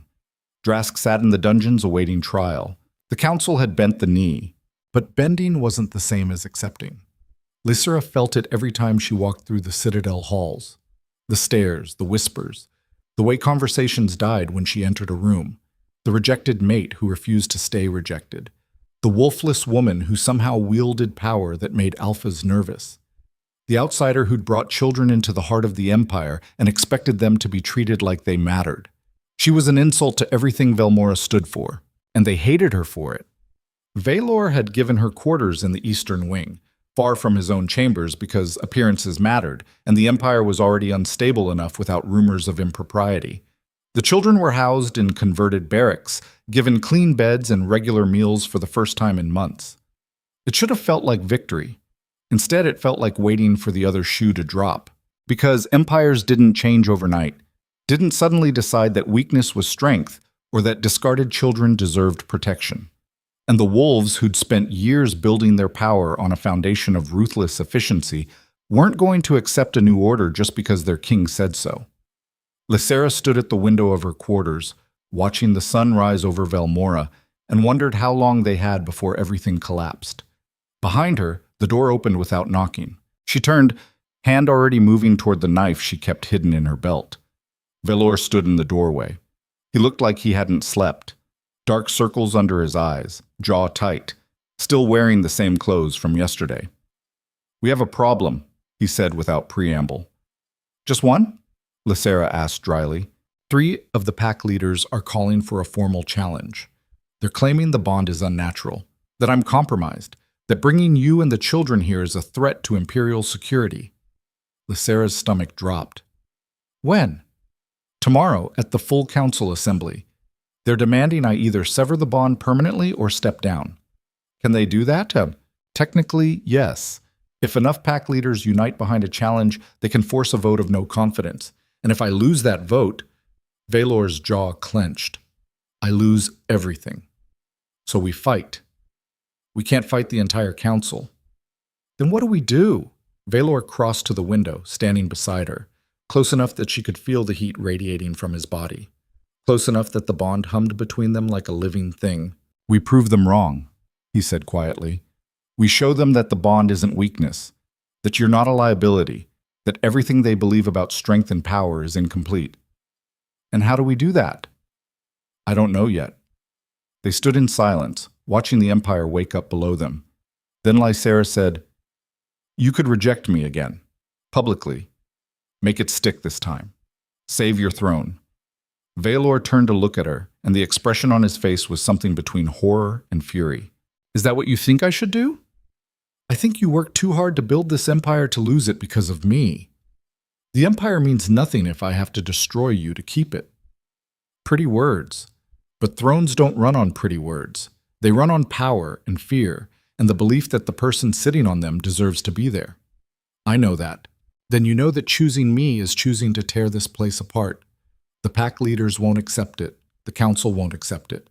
And the wolves who follow them won't accept it. You'll have civil war within a month. Maybe civil war is what this empire needs, Veor said. Maybe it's been built on the wrong foundation. Maybe the only way to fix it is to break it first and rebuild it into something better. Lysera stared at him. "You're serious?" "Yes. You'd burn your empire to the ground rather than give me up." In a heartbeat. The certainty in his voice terrified her. Because here's the thing about people who have nothing left to lose. They become dangerous in ways that people with everything to protect can never match. They stop calculating odds and start making decisions based on principle. Based on what matters instead of what's practical. And principle gets people killed. "Veor," Lysera said carefully, "I need you to understand something. I didn't survive exile and assassination attempts, and the Shadow Ascendancy just to watch you destroy yourself for me. If tomorrow's challenge is a choice between your throne and our bond, you choose the throne. You hear me? You choose the Empire." "No, that wasn't a request, and this isn't a negotiation." Veor turned to face her fully. "I rejected you once. Threw you away because I was too blind to see what I had. I'm not making that mistake again. Whatever happens tomorrow, we face it together. As mates. As equals. Or not at all. You're an idiot." "Probably. But I'm your idiot." Despite everything, Lysera felt her lips twitch. That's the worst line I've ever heard. "I'm working with limited sleep and an impending coup. Cut me some slack." The moment of levity died as quickly as it came. Because tomorrow was coming whether they were ready or not. And whatever happened in that council chamber would determine not just their future, but the future of 32 children who'd finally found something resembling safety. "I should check on the kids," Lysera said. "Make sure they're settling in okay." "Lysera." She stopped at the door. "We're going to survive this," Veor said. "I promise. Don't make promises you can't keep." "I always keep my promises. Eventually." Lysera left before he could see the fear in her eyes. Yes. The children's barracks were in chaos when Lysera arrived. Not violent chaos. Social chaos. Kira and 3 other kids were cornered in the far corner by a group of Velmoran wolf pups, children of the pack members who lived in the citadel. The wolf pups were bigger, better fed, and radiating the kind of casual cruelty that came from knowing you were protected. "Can't even shift," one of them was saying, a boy about Kira's age with his father's sigil branded on his shoulder. "What kind of freak can't shift?" "Leave her alone," Tam said, stepping forward despite his twisted foot. The wolf pup laughed. "Or what? You gonna hit me with your cripple leg?" Tam's face went red. Lysera crossed the room in 4 strides. The wolf pups saw her coming, and their bravado evaporated instantly. "Out," Lysera said quietly. "We were just out. Now." They scattered. Lysera knelt down in front of Kira. The girl's jaw was set, her hands clenched into fists, trying desperately not to cry. "You okay?" Lysera asked. "Fine," Kira bit out. "That's a lie." "So what if it is? You gonna fix it? Gonna make them stop thinking we're freaks?"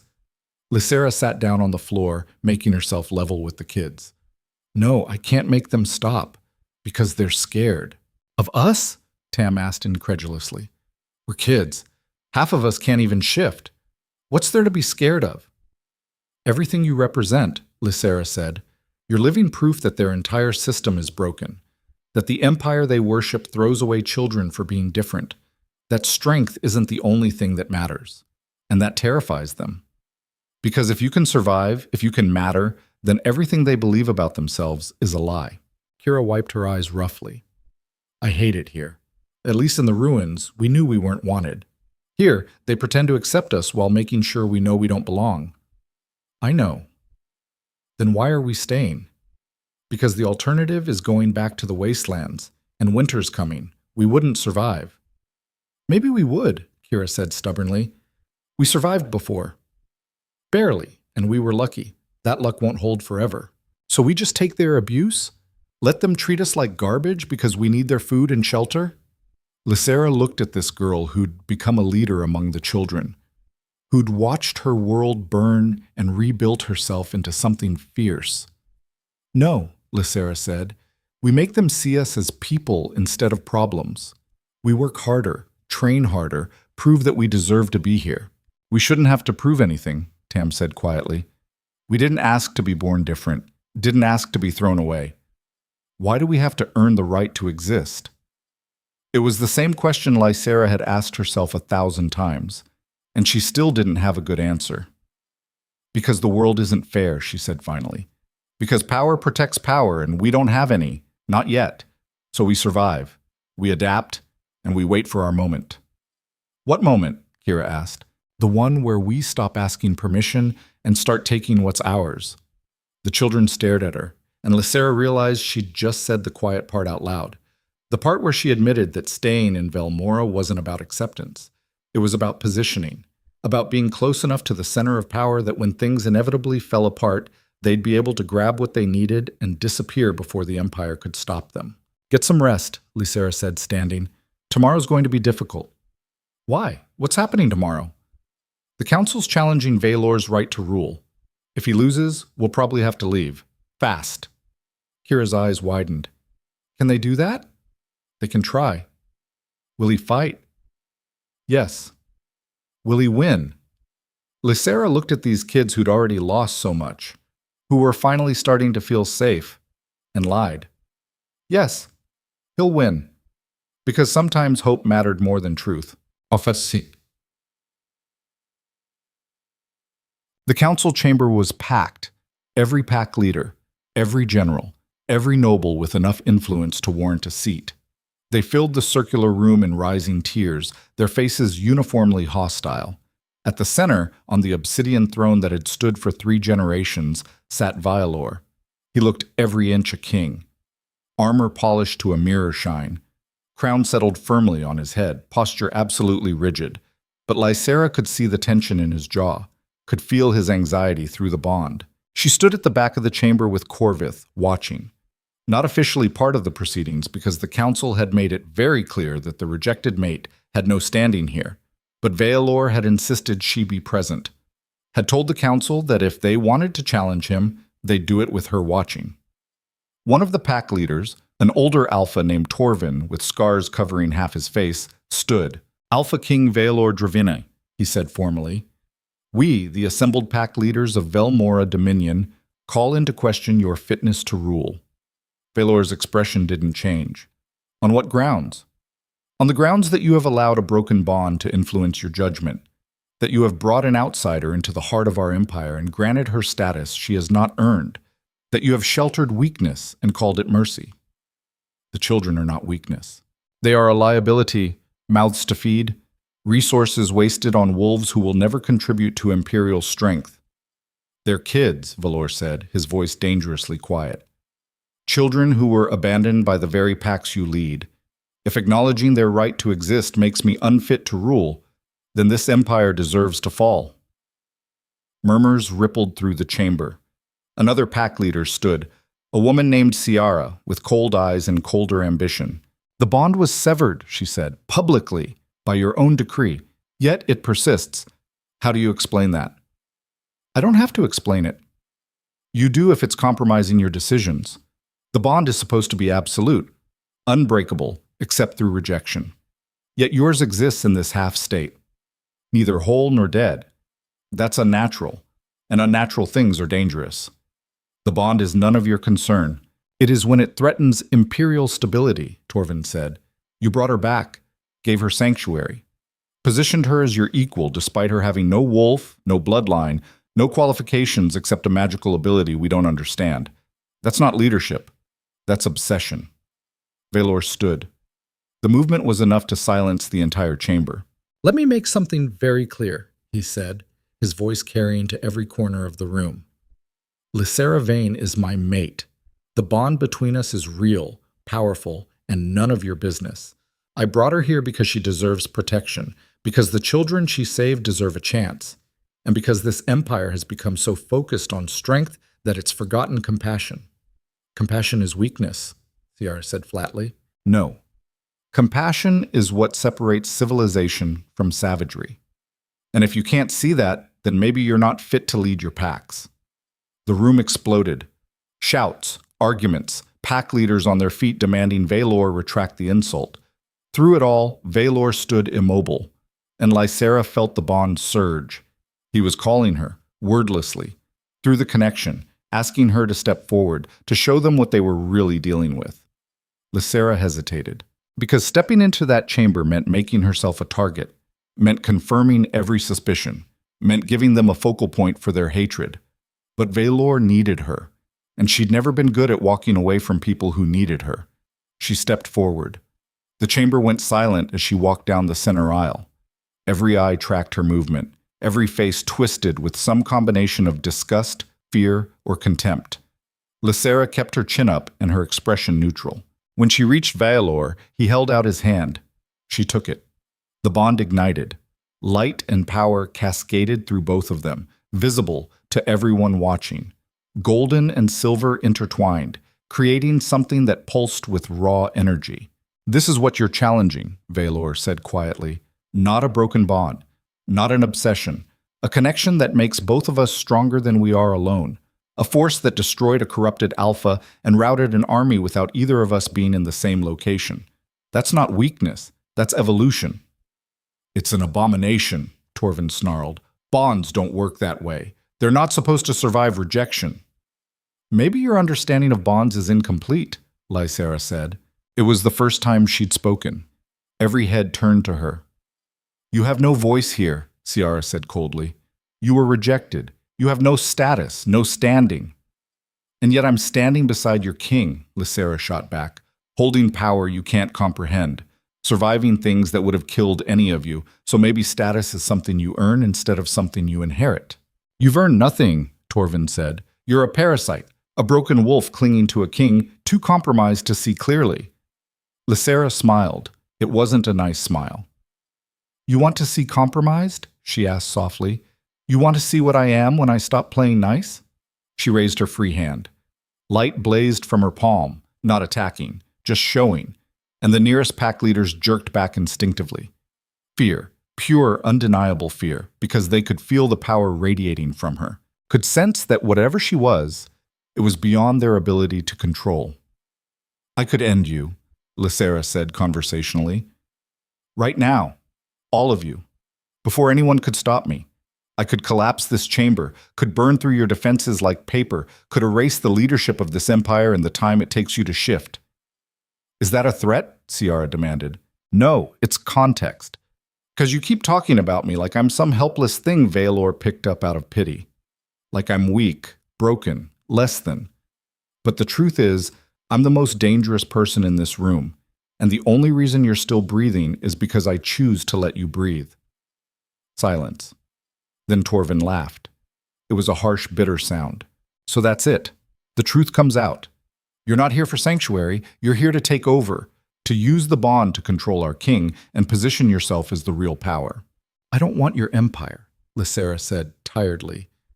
I just want to survive, want the children to survive. But you keep pushing, keep testing, keep trying to force Veor to choose between his throne and his mate.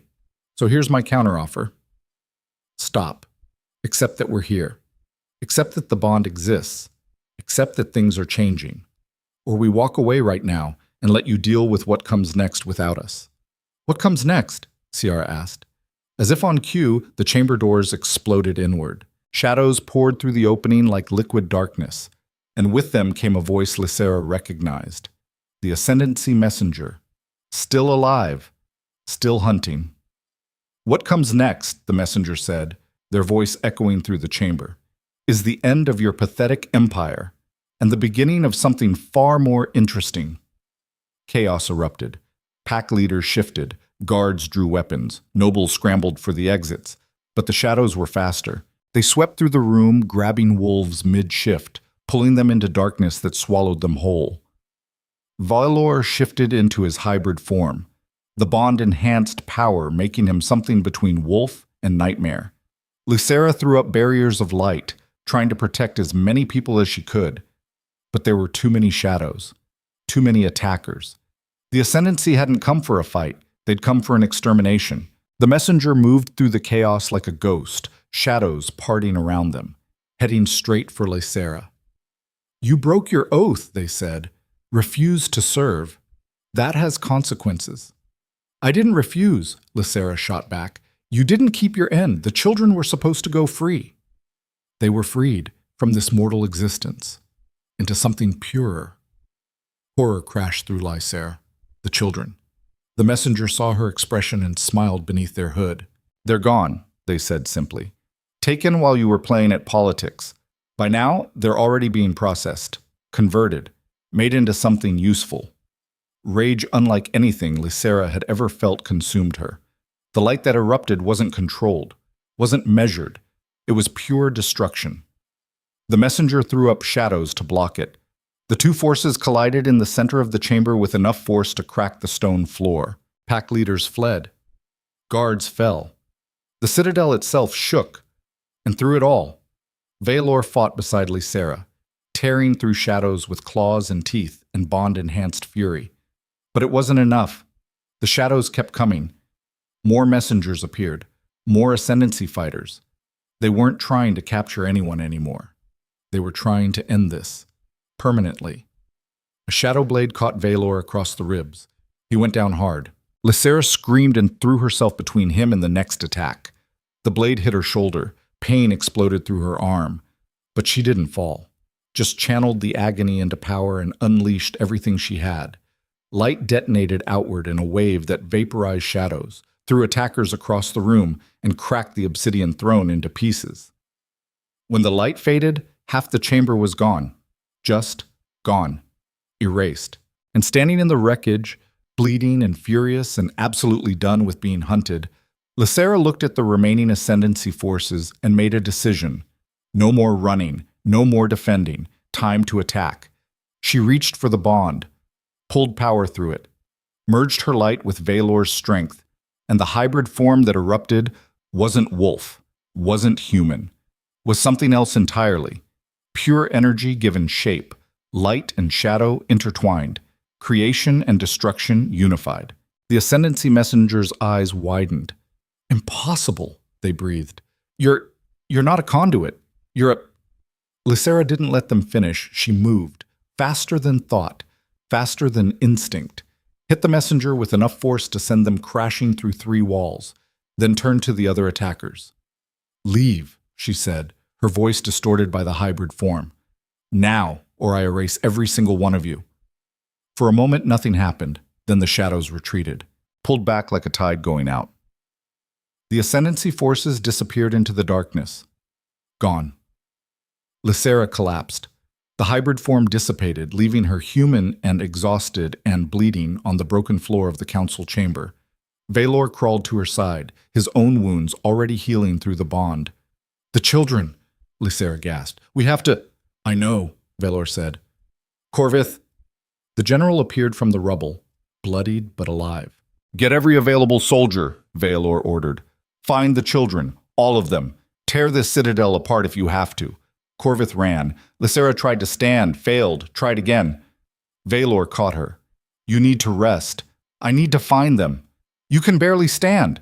I don't care." She shoved him away and staggered toward the exit. Every step sent pain lancing through her wounded shoulder. Every breath felt like knives in her lungs. But she kept moving, because 32 children were missing. 32 kids who trusted her, who believed she'd protect them. And she'd failed. Failed to see the attack coming, failed to keep them safe, failed at the one thing that mattered. She made it to the barracks. The doors were torn off their hinges. The inside was wrecked, signs of struggle everywhere.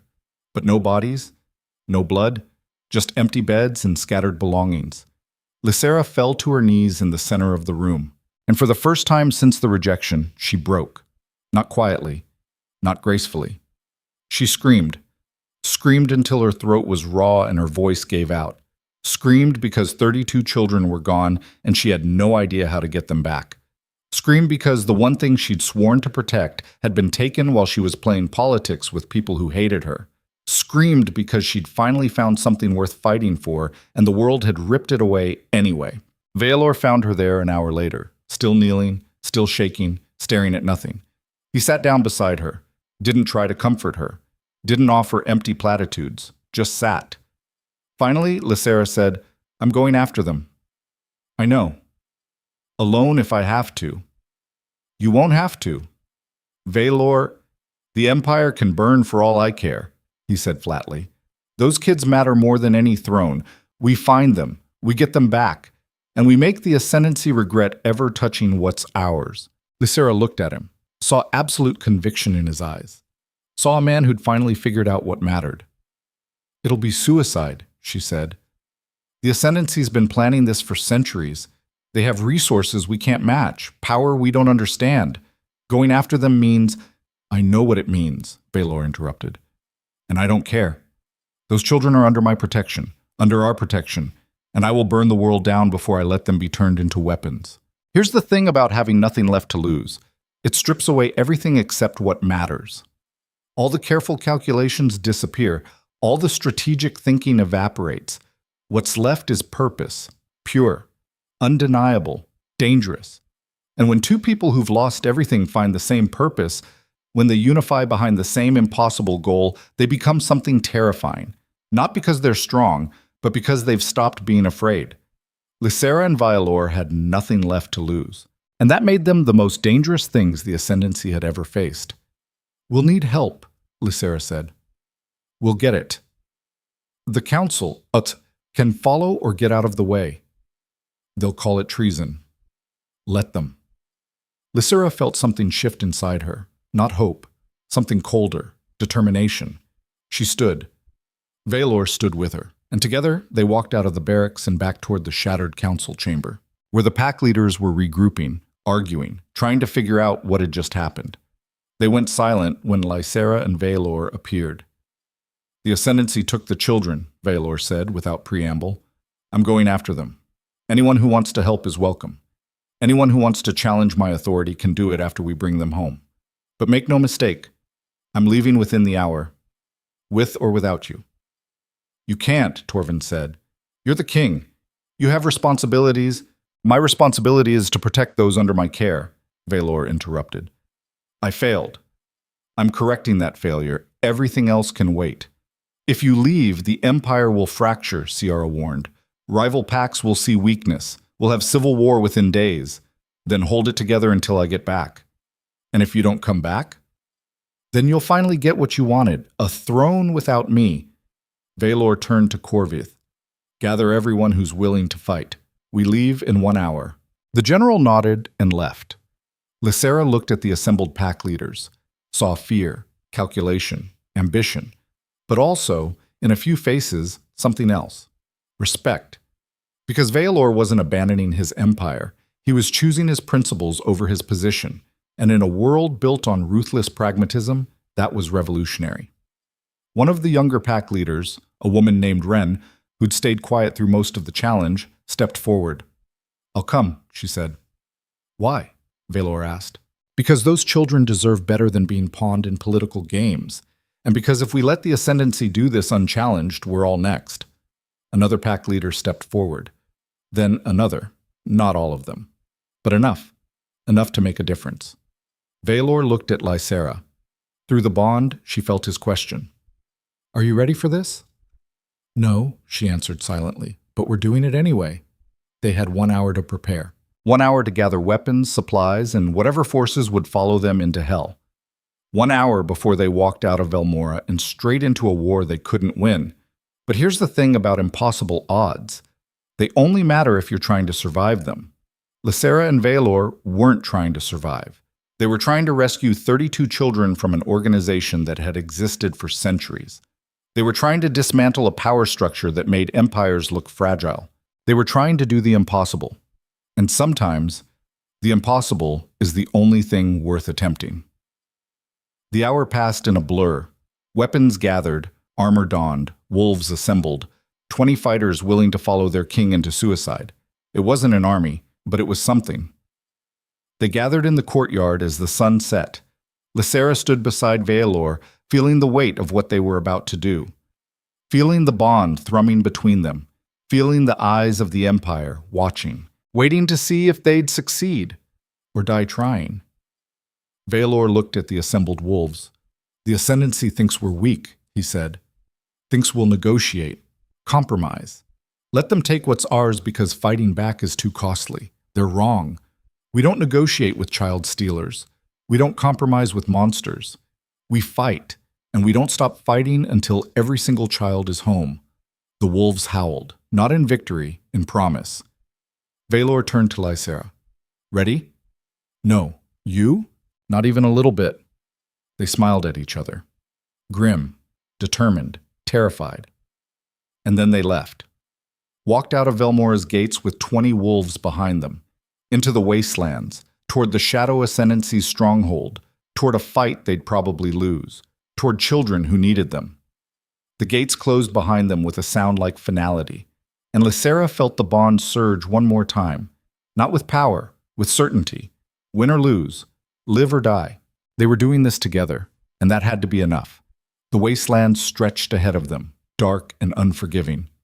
Somewhere in that darkness, the Ascendancy waited. Somewhere in that darkness, 32 children needed saving. And Lysera and Veor walked straight toward it, not as king and rejected mate, as warriors, as mates, as two people who'd finally found something worth dying for. The last light of sunset disappeared behind them, and ahead, in the distance, a fortress of pure shadow materialized against the darkening sky. The Ascendancy's stronghold, their destination, their battlefield.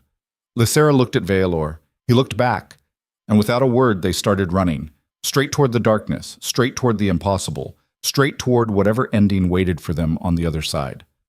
The Ascendancy's stronghold wasn't a building, it was a wound in reality. A fortress carved from living shadow that pulsed and shifted like something breathing.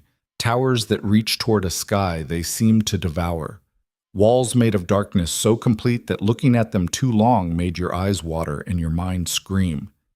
Lysera and Veor stood at the edge of the wastelands, staring at the impossible structure, and felt the full weight of what they were about to attempt. Behind them, 20 wolves waited in silence. Pack leaders who'd chosen principle over pragmatism. Soldiers who'd decided that some things mattered more than survival. Fighters who understood they were probably going to die, but came anyway, because those were their children in there. Not by blood, not by pack, but by choice. By the decision that protecting the discarded mattered as much as protecting the strong. That was the thing about evolution. It didn't happen in the comfortable moments. Didn't happen when everything was safe and predictable. It happened in the breaking points, in the moments where you either adapted or died. And Velmora was adapting whether it wanted to or not. Veor turned to face the assembled wolves. His armor was dented from the council chamber fight.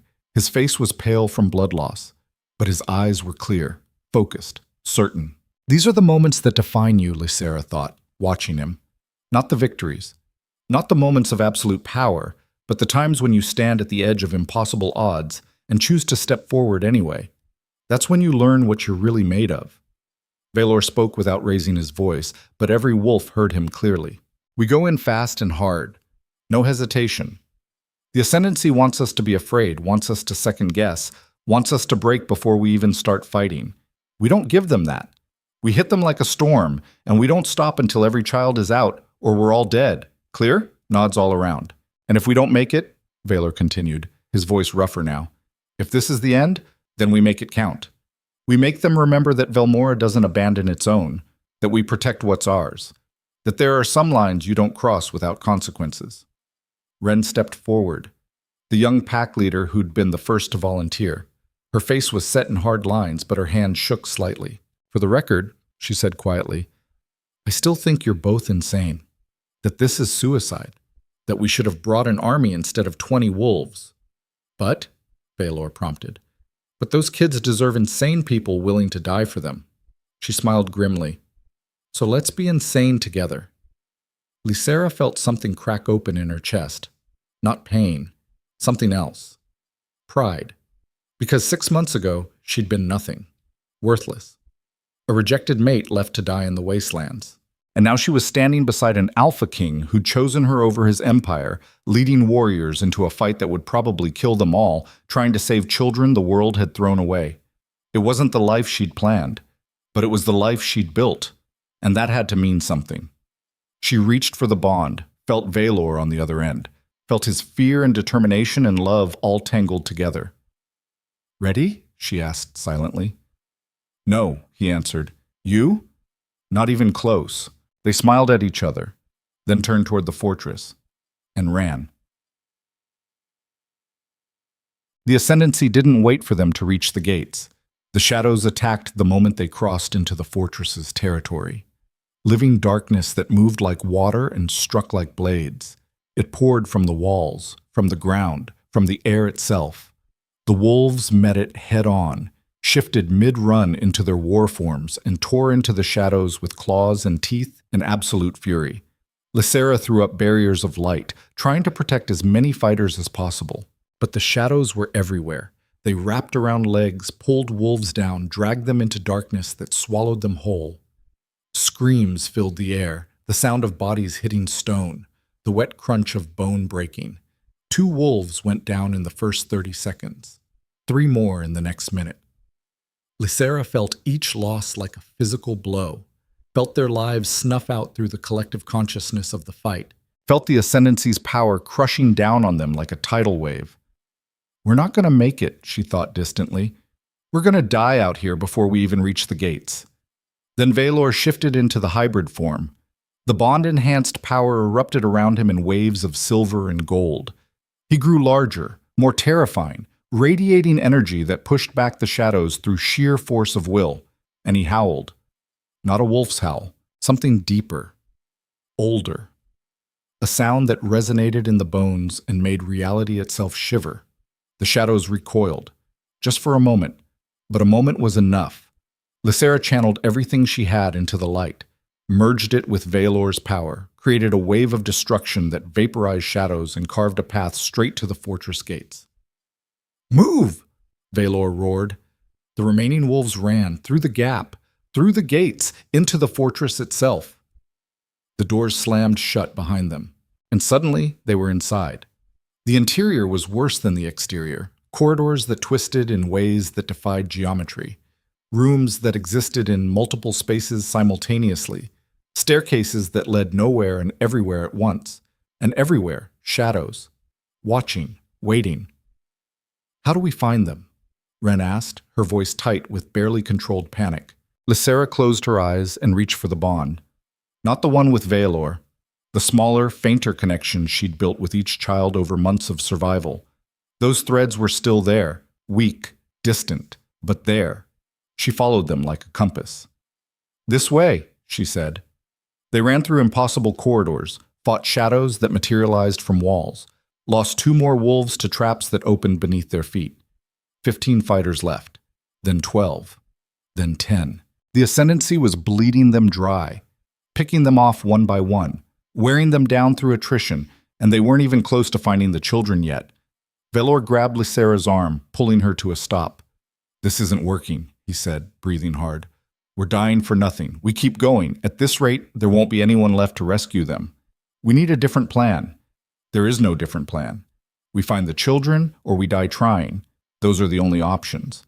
Veor stared at her, then nodded slowly. "Okay, then we split up. Half the wolves come with you to find the kids. I take the rest and draw the Ascendancy's attention. Give you time to get them out." "That's suicide." "Yes. Veor, it's the only way. You know it is." Lysera wanted to argue, wanted to tell him there had to be another option. But she'd run through every scenario in her head during the approach, and they all ended the same way. Someone had to buy time. Someone had to be the distraction. And Veor was the biggest, loudest, most obvious target the Ascendancy had. "I hate this," Lysera said. "So do I. But it's what we've got. Veor cupped her face in his hands. Blood streaked across his knuckles from wounds that were taking too long to heal. If I don't make it out, you'll make it out. If I don't, he continued firmly, you get those kids and you run. You go as far from Velmora as possible, build something new, something better, and you survive. Promise me. Lysera's throat tightened. I'm not making that promise. Lysera, because I'm not leaving without you. So you better survive. Because if you die in here, I'm burning this entire fortress to the ground with me inside it. Veor's expression cracked. Something raw and desperate showed through. Then he kissed her. Hard. Desperate. Like he was trying to memorize the feeling. When he pulled back, his eyes were wet. I love you, he said simply. I should have said it more. Should have shown it better. But I love you, and I'm sorry it took losing everything to figure that out. Lysera pressed her forehead against his. I love you too, and you're an idiot for making me say it right before we probably die. Timing was never my strong suit. They broke apart. Veor turned to the remaining wolves. Ren, take half and go with Lysera. Find the children. Get them out. I'll keep the Ascendancy busy. Ren nodded. Her face was pale but determined. The wolves split. 5 with Lysera, 5 with Veor. For a moment they all just stood there, looking at each other, knowing this might be the last time. Then Veor shifted into the hybrid form and ran deeper into the fortress, howling challenges that echoed through impossible corridors, drawing every shadow toward him, giving Lysera the opening she needed. Lysera and her group ran in the opposite direction, following the bond threads, getting closer with every step. Behind them, they heard fighting, heard Veor's roars, heard the fortress itself shaking under the assault, heard him buying them time with his life. Don't think about it, Lysera told herself. Don't think about what's happening to him. Focus on the mission. Find the kids. Get them out. Then go back for him.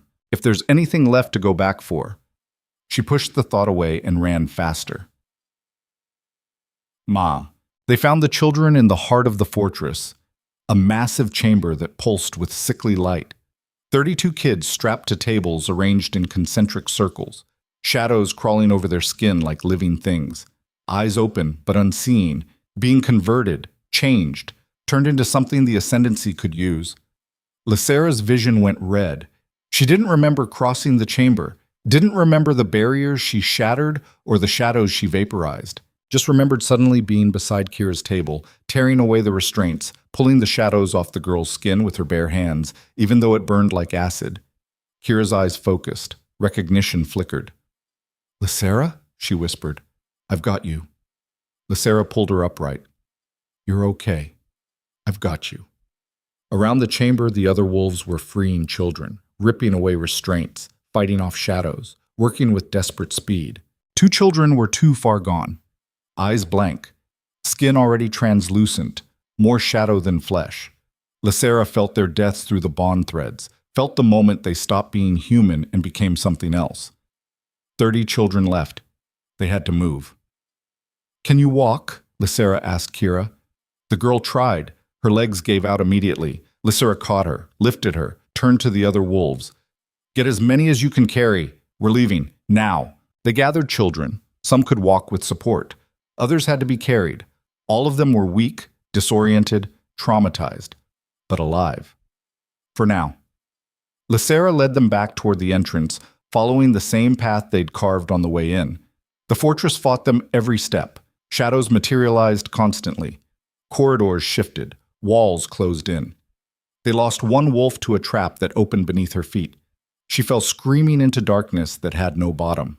Another was grabbed by shadows and pulled into a wall. Gone in seconds. 3 wolves left besides Lysera. 28 children still alive. They were so close. Could see the gates ahead. Could see daylight beyond them. Then the Ascendancy messenger appeared, materialized directly in their path, blocking the exit. Their hood was gone. Face fully visible now. Smooth, ageless, inhuman. You've caused considerable damage, the messenger said conversationally. Destroyed several conversion chambers. Killed 3 shadow weavers. Disrupted processes that have been running for centuries. Impressive, but ultimately futile. Move, Lysera said flatly, or I erase you. You can't erase me. I'm not really here. Just a projection. The real me is... Lysera didn't let them finish. She hit them with everything she had. Golden light that should have vaporized anything in its path. The messenger laughed as it passed through them, harmlessly. Told you, not really here, but I can still do this.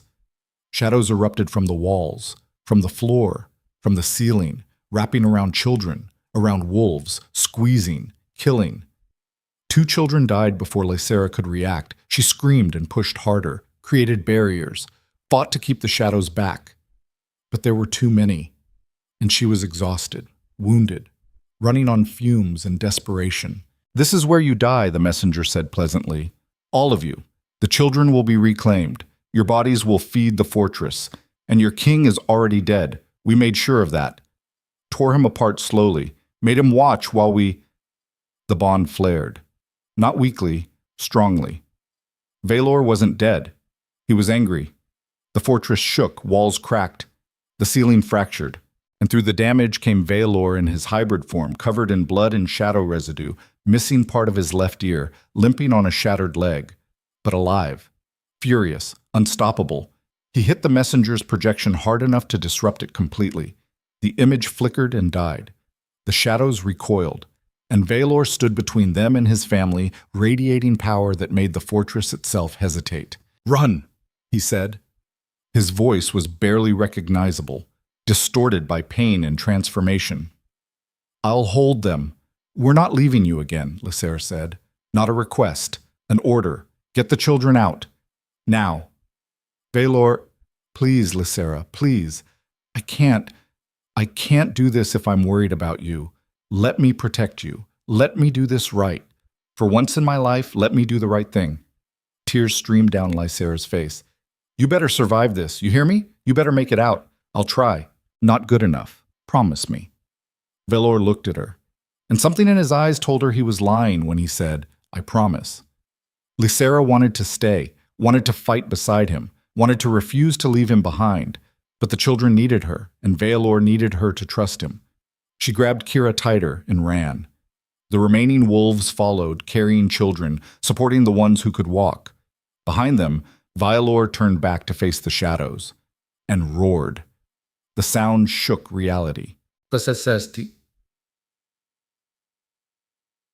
They made it out, barely, covered in blood and ash and shadow residue, missing 5 wolves and 4 children, traumatized and broken and barely functional, but out. The survivors collapsed in the wastelands, gasping, crying, trying to process what they'd just survived. Lysera set Kira down gently and turned back to the fortress, waiting. The bond hummed weakly. Veor was still alive, still fighting, but fading. "Come on," Lysera whispered. "Come on! You promised you'd make it out." The fortress shook violently. Shadows poured from every opening. The structure itself seemed to be collapsing inward, and through the chaos a figure emerged, staggering, barely recognizable. More blood than skin. Veor, still in hybrid form, still moving through what should have been fatal injuries. He made it 50 feet from the gates before collapsing.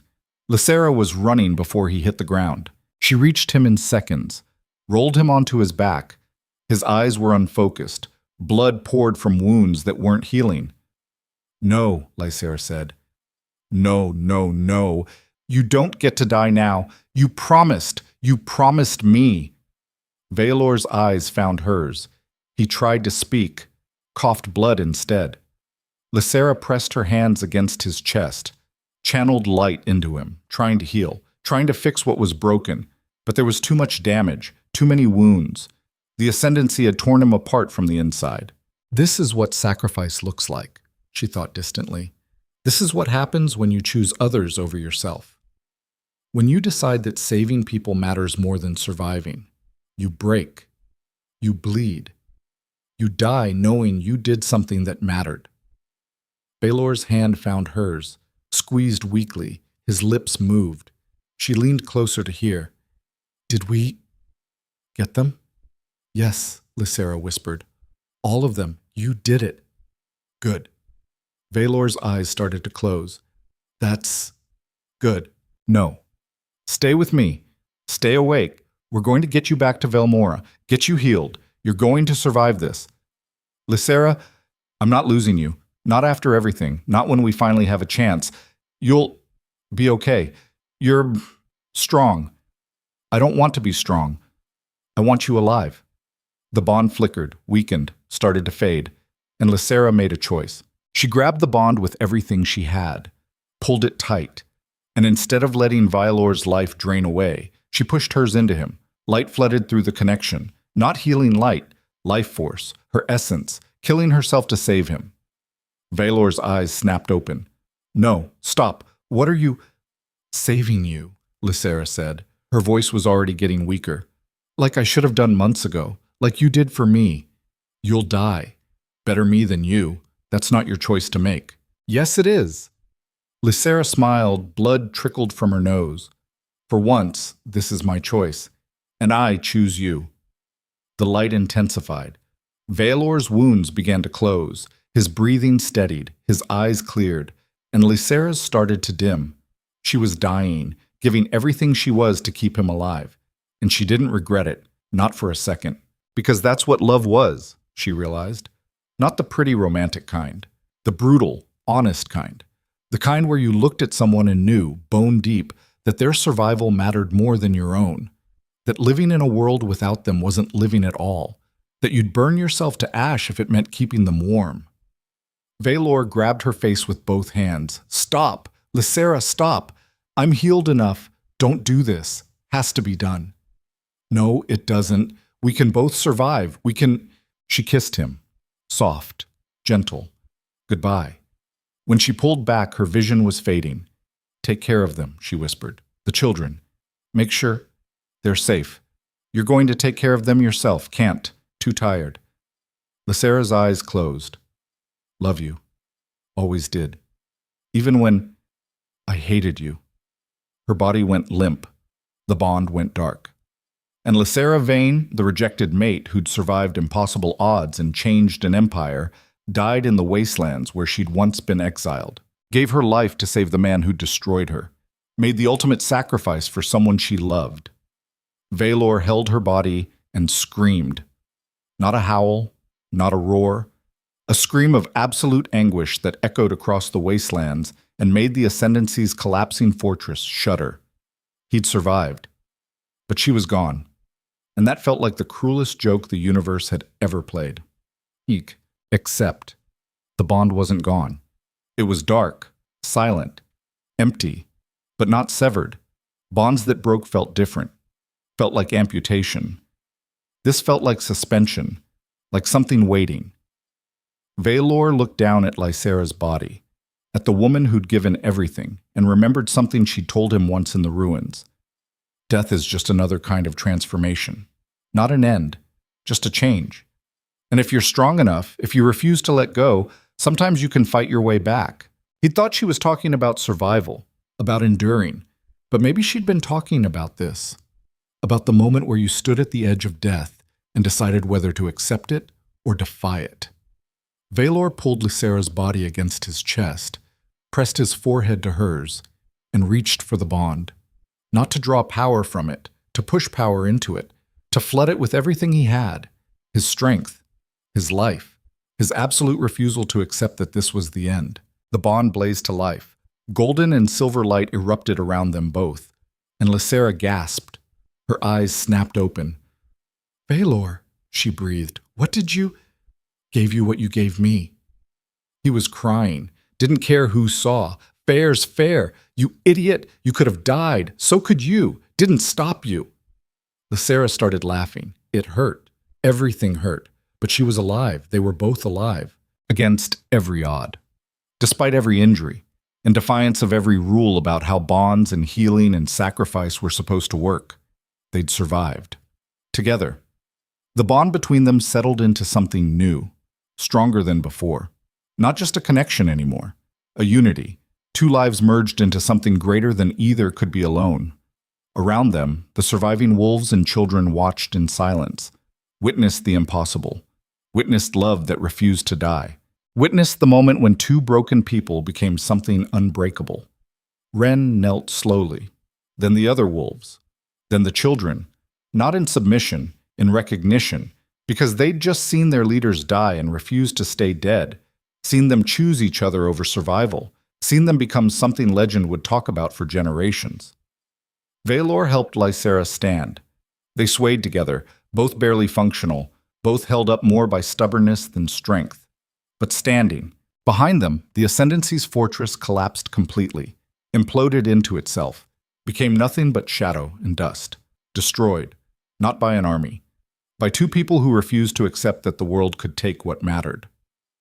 "We should go home," Veor said quietly. "Where's home?" Lysera asked.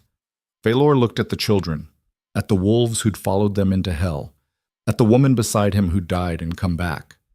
"Wherever we are," he said simply, "that's home."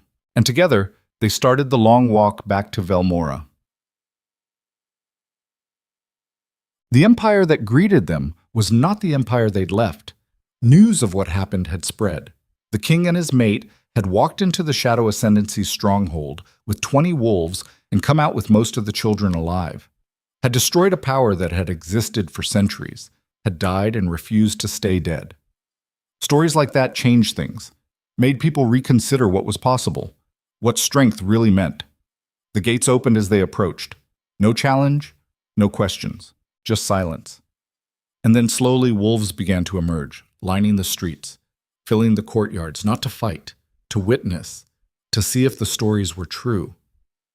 Veor and Lysera walked through the gates side by side, bloodied, exhausted, barely able to stand, but together. The children followed, the surviving wolves flanked them, and the Empire watched.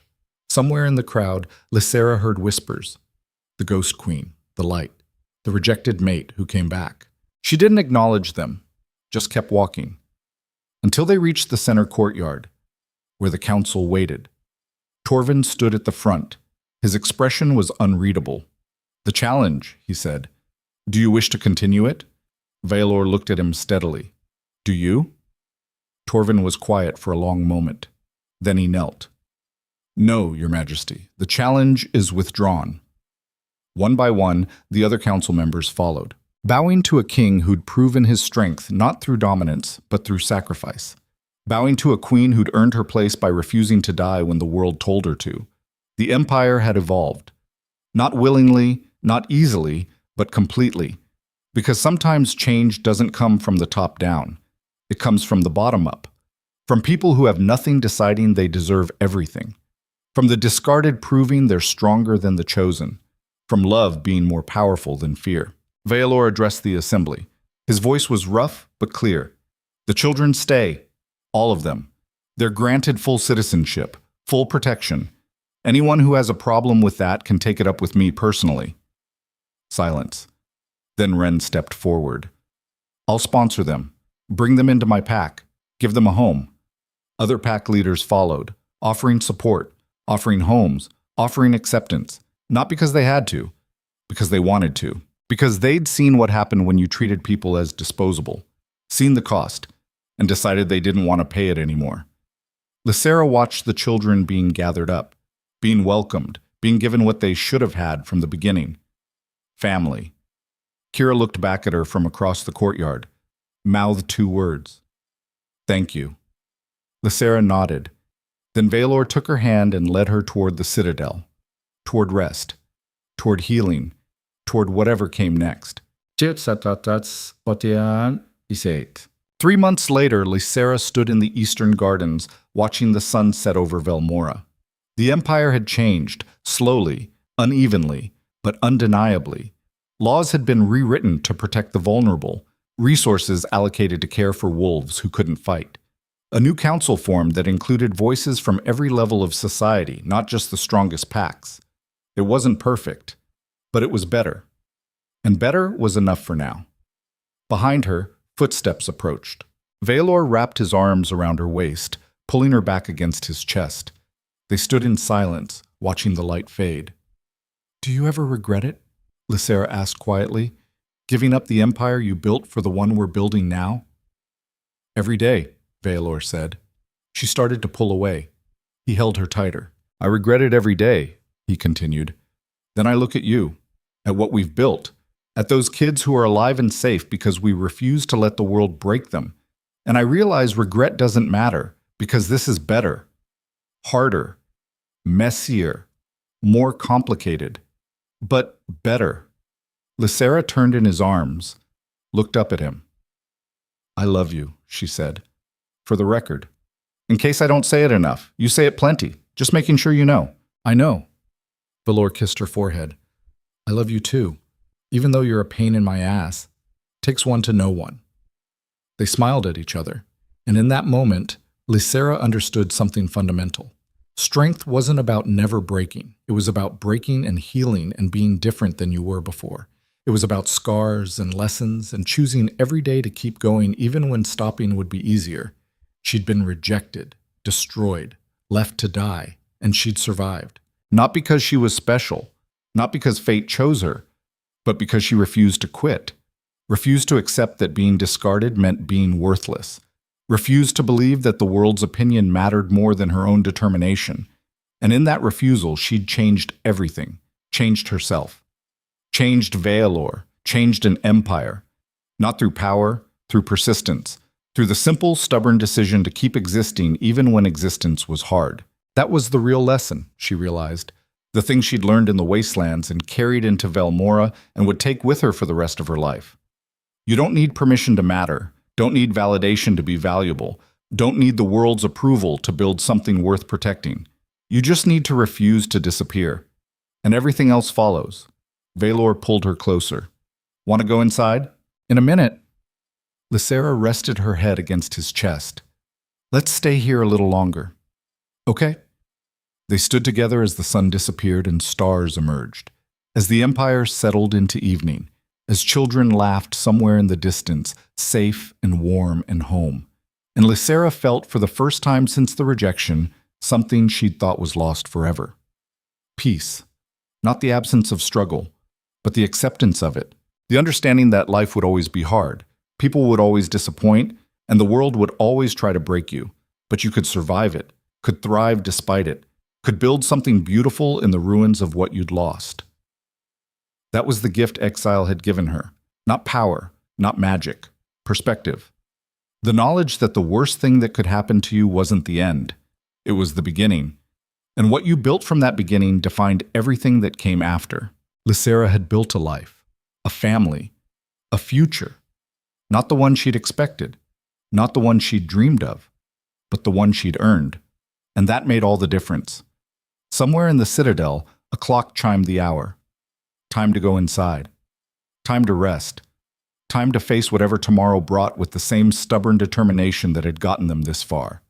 Lysera took Veor's hand, and together they walked toward the light, toward home, toward the future they'd fought and bled and died and lived to create, a future where the rejected could become queens, where the discarded could become legends, where love mattered more than power, and strength meant choosing compassion even when cruelty was easier. The empire of Velmora had been built on dominance, but it would be rebuilt on something better, on the understanding that everyone deserved a chance, that weakness today didn't mean weakness forever, that the most dangerous rulers were the ones who'd survived being powerless, because they knew exactly what power cost, and they'd never forget. As Lysera and Veor disappeared into the citadel, the bond between them pulsed one final time, golden and silver, light and strength, unity. And in that unity, an empire found its future, not in conquest, in evolution, not in dominance, in balance, the rejected mate and the alpha king, the discarded woman and the transformed ruler. Two people who'd lost everything and found each other in the ruins, who'd built something better from the wreckage, who'd proven that the end was just another beginning. And beginnings, no matter how brutal, always held the possibility of something beautiful, if you were brave enough to reach for it and refuse to let go.